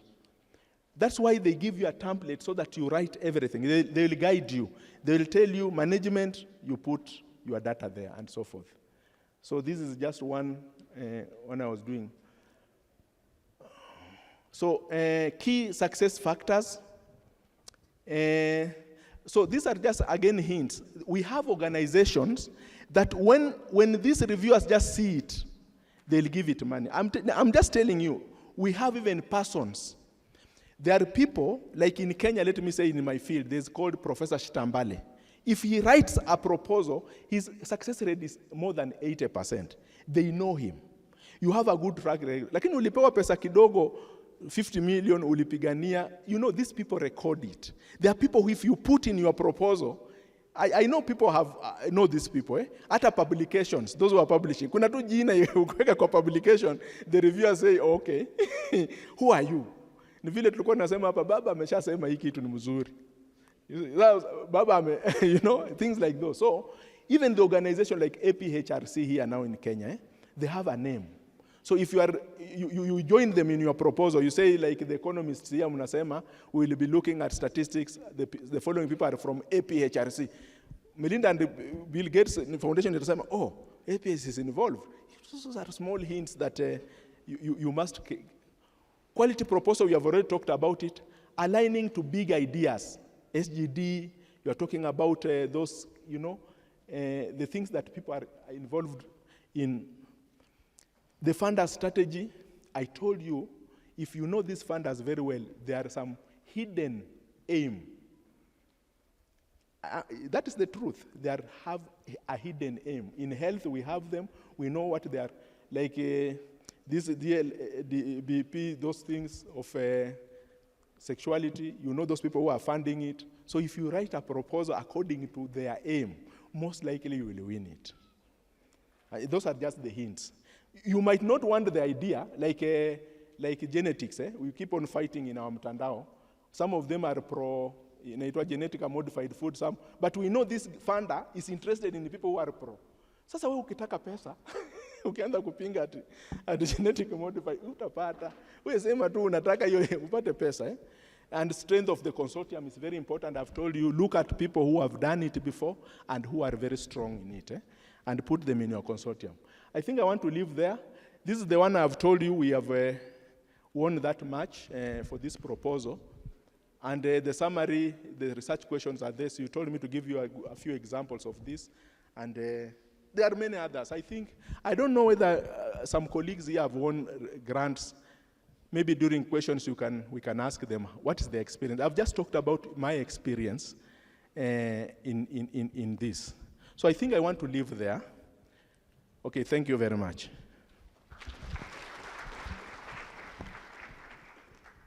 Thank you for the presentation. I have a question. So could you help clarify what is the difference between project proposals and how they differ from project concept notes? Okay, a proposal, a full proposal has all those things we have talked about. Is a full proposal, is like 40 pages, 70 pages. A concept note is just an idea you have. You can write it even in 1 page, 2 pages. Okay, you say, I want to work with, what topic can I talk about? The topic is not refined, It's just the idea you have. You are sharing an idea like in an abstract. You know an abstract, You just say you want to look at, to look at what? Something, but briefly. You have not gone to the conceptual framework. You have not written all those things that are required. And a concept note is if you are asked, you write. But a concept note, you can always send these people anytime. A concept note, you just write a concept note, I have this. And I told you there's another letter called letter of inquiry. You just write them, and you know, now you have found out what is their aim. Somebody has already written the ndengu. You know, they told us not to panda ndengu. Ulisikia hiyo kitu? Nani alisikia hii mambo ya ndengu? Somebody told us not to write. Somebody has written, the same organization that funds it, about it, and he has been given money. So if you know what this guy is thinking about, you can even write them and say, do you fund such a proposal? Watakwambia, yes, and we are making a call in August. You get it? How you to go there, back door. Kenya wanajua hii. Naandika hivyo concept, unawaambia, I have this idea. Then you ask them if you have any call about concerning this. Wanakwambia, hey, there's a call coming here, so you engage them. I don't know whether I can give an example of it. A concept note is just an idea only. I want to look at the success rate of people doing this business. But the proposal will be the title and how you will do it, how you look at it, how you will acquire data, and what you will do. So those are the differences. It's the amount of work you are putting in. Okay, thank you, Professor, for the presentation. From my side, I think as we look for what they are interested in, as economists, we need to also focus on our strategic plans, or we must align their needs with our needs. Because we said from the word go, it should not be supply-driven, it should be demand-driven. So we look at it in terms of, yes, these are their areas, these are their interests. Are they within the organization's mandate? Is it within the plans that we have? Is it within the strategies that we have, or the vision that we have? Sometimes you find that some institution will run towards them. But at the end of the day, they write, unlike the university. University you might have been so open to so much. But when it comes to government institutions, you must be very clear on what you want these institutions to do. Because in some instances, they come with hidden agenda. So if it's a hidden agenda, you've not been able to clearly understand what they really want, you may mess up the institution by being provided funds which are not aligned to the mandate of the institution. So for economists to look at, I think one of the things we need to look at, it's what is our vision, the strategies, the work plans, and then we agree. Now we can move forward and do the proposal. and agree with them. Sometimes you'd even sit down and with them and agree the activities. Sometimes we drop them. If actually we realize that a partner is having some of the activities that they are undertaking may not align to the government institutions, we drop them. Yes, thank you. Yeah, you must also say, put, the good part will be when your institutional objective and mission aligns with the call. Then that is easy. But what I'm telling you, they also have the aim of what type of research they are funding or what type of output they want to achieve. Some of them have them. And it's not only always negative. It can be something, you know, if you align something with one of the objectives, then the advantage. But let me tell you, don't write a proposal that is really contrary to what they want, their aim. Chances are somebody will write what they want and they will be given the money. Yes, thank you so much, Professor. Such a good presentation. I really liked the visualization aspect, especially, you know, the visualization is talking or giving a summary of the proposal itself, and I think that is a good idea. Maybe we'll adopt it.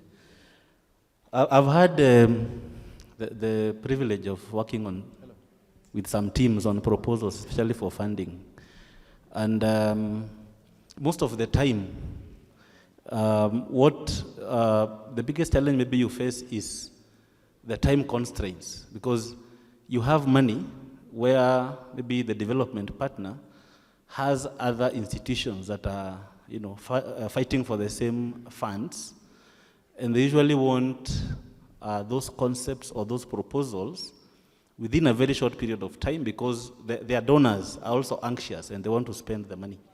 So that is maybe an aspect of maybe how do you work with a tight deadline? Maybe not really a question, but just for us to maybe think about it. Number two is what has been mentioned by Lucy on the linking whatever, because the donors usually come with maybe some, they don't give you the leeway to say what you want to do. They will usually come and tell you that the people who are funding them want to focus on a certain area. For example, we were doing some proposals where I work in the Kenya National Examinations Council. They want to focus on pre-primary or early years of education, which we don't really work on. But luckily, we have been also working on assessing from grade 3.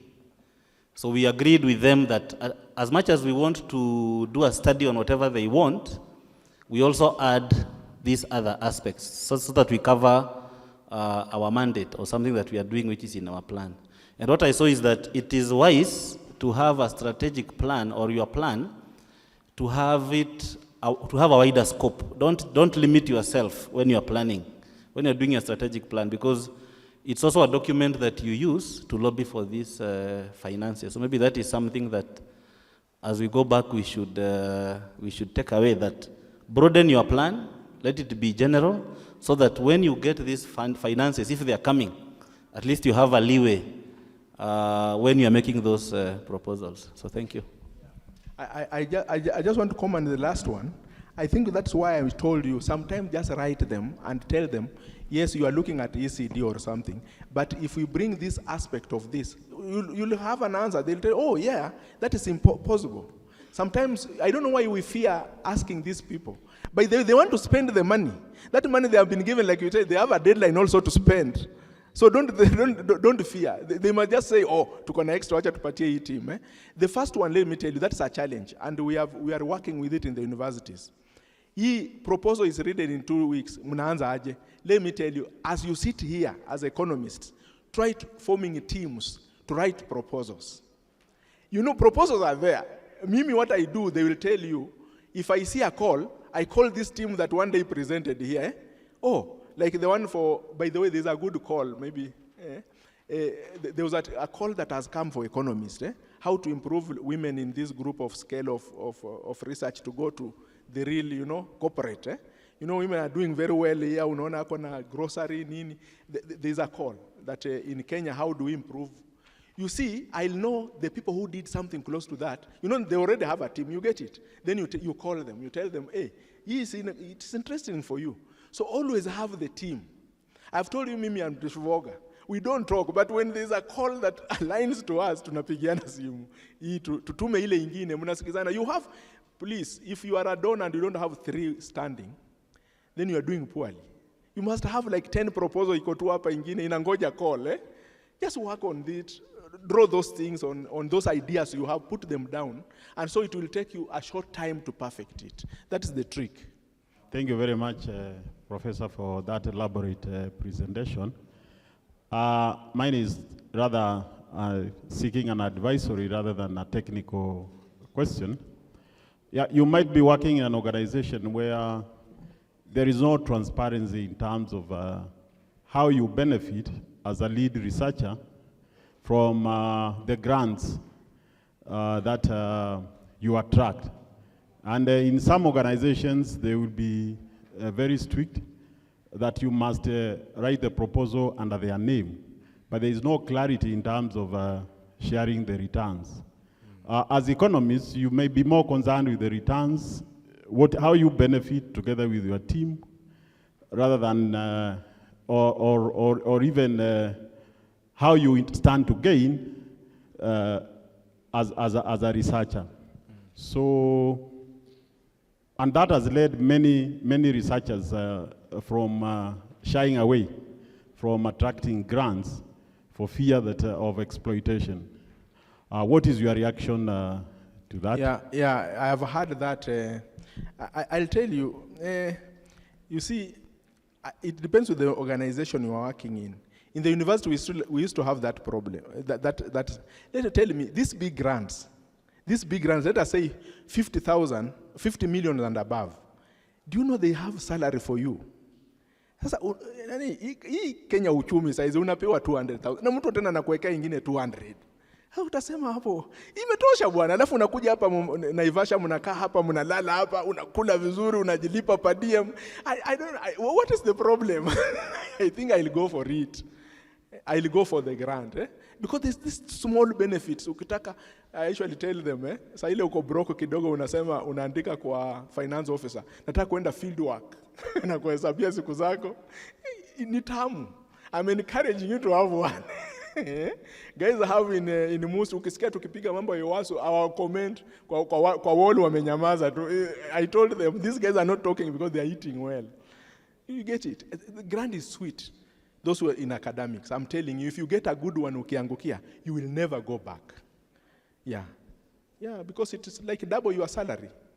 There's the time, even this big grant, they tell you, how much will you be putting, how many hours? You have heard about that, 40% of my work. And nowadays, universities, even they know how important grants are coming, they lessen your subject, your load. Wanasema, tunapunguza huyu ako na grant, atafanya 2 sasa, badala ya 4 ama 3. So I think there's still that advantage you will have, and you will build your name. Hata kama institution yako itakusumbua, I think you will build your name. There's some advantage, I think, in getting a grant. That's what I can answer. There's some advantages. Mine is not a question, but maybe to help our colleague about those institutions who could have issues with the money or the grant that you attract. I think wherever we work, if possible, there should be a policy in place that will guide such grants. Because when there is a policy, like for example, you attract 100 million, then 15% of it will just go to the administration, and the rest will go to the project activities. So I think I was just trying to answer our colleague. Yeah, that is true. You must have a policy also of research. Kama sisi we have also, the money lands, you are paid first. Yetu ni 5%. You are paid 5% by the institution. Umeleta grant. Then they take their 15. But you know you have budgeted it. You remember I told you. So don't worry. They'll know that there must be administration cost. So don't worry. It is not bad. They know. The Muzungu who brought the money knows that according to the policy, ingine itaenda kwa mfuko ya huyu, so they don't mind. As long as they have attained their objective. You know them, they also want to spend this money. That's what we fail to understand. They want also to account somewhere. Yeah, mine is just maybe some comments. What ESK is doing right now is we are trying to grow a pool of researchers. And we are increasingly getting into collaborations, into partnerships. I think a very good example, which I think one of them came here, is Professor Murinde, who is the executive director of AERC, who is already gearing up to partner with the ESK. So, but what we are saying is that among ourselves, we want to identify a pool of researchers, people who can, when a call for proposal is out there, we are able to respond within the stipulated time. So this is a very, very important a lesson that we have had today, and I've been very keen on what you have taken us through. And so, economists, please, we will be making this call to you. If you know you are capable of doing research, let us know. Now, going back to the presentation, I would maybe just say that if you do a very good proposal, a funding proposal for that matter, and then the guy who is calling for these proposals uses it to get money, uses your own, I'm sure that could happen, uses it to get money elsewhere, how would you know? And what would be the remedy for that? Then the other thing is, you can see a problem, you, the writer of this proposal, you're seeing this is a problem. And I want to give a very good example is, you know, Ukraine is looking for weapons to fight Russia. And it's very clear that, you know, Russia invaded Ukraine. But when you go to a fund, a financier like Trump, he tells you, no, that's not a problem. So how do you convince a potential financier that, you know, this is a problem? Probably Trump sees this is not my problem, you know. So I don't know. But to you, this is a problem. It is clear you can demonstrate it's a problem. But the financier thinks it is not. And then finally, you have said that we align our proposals to the whims or the wishes of the financier. What are the ethical considerations in these funding aspects? You are looking for money to support research around GMO, and perhaps the same GMO could have health impacts later on. How do you deal with that? Yeah, I'll start with the last one. That's a very big debate. I'm telling you, for somebody to start giving grants, he has an aim he wants to achieve. This is a Bill Gates, he has his aim. And his aim is to promote GMO. He thinks that's the solution for us. So his money, he's convinced that his money is for genetically modified foods for Africa. You see, I'm just trying to tell you that how you will oppose it, then look for another funder. In that case, it's a sorry situation. You can only argue. You can only argue in Mutandao and what. I personally am a toxicologist. I don't approve it. I'm sorry for those who are approving it. But maybe you want grants. Then don't apply. Or if you are not sure, you know, that is your own choices. Now, nowadays, when you write a proposal for these organizations, not the con ones, it is noted. It is noted in the system. If somebody writes in the same organization that proposal is stealing yours, it will be known. They will tell you. It has happened to us, we have known. But those are, again, ethical issues. There are people who will want to steal your proposal. We know this, and that is very sad. Let me tell you, if your proposal fails, the big grant, I'm just telling you from today, if you are applying for 100 million and above, and your proposal fails, you should celebrate. I can assure you, if you write next time or improve on it, if it's the same call, waja change topic, you will get.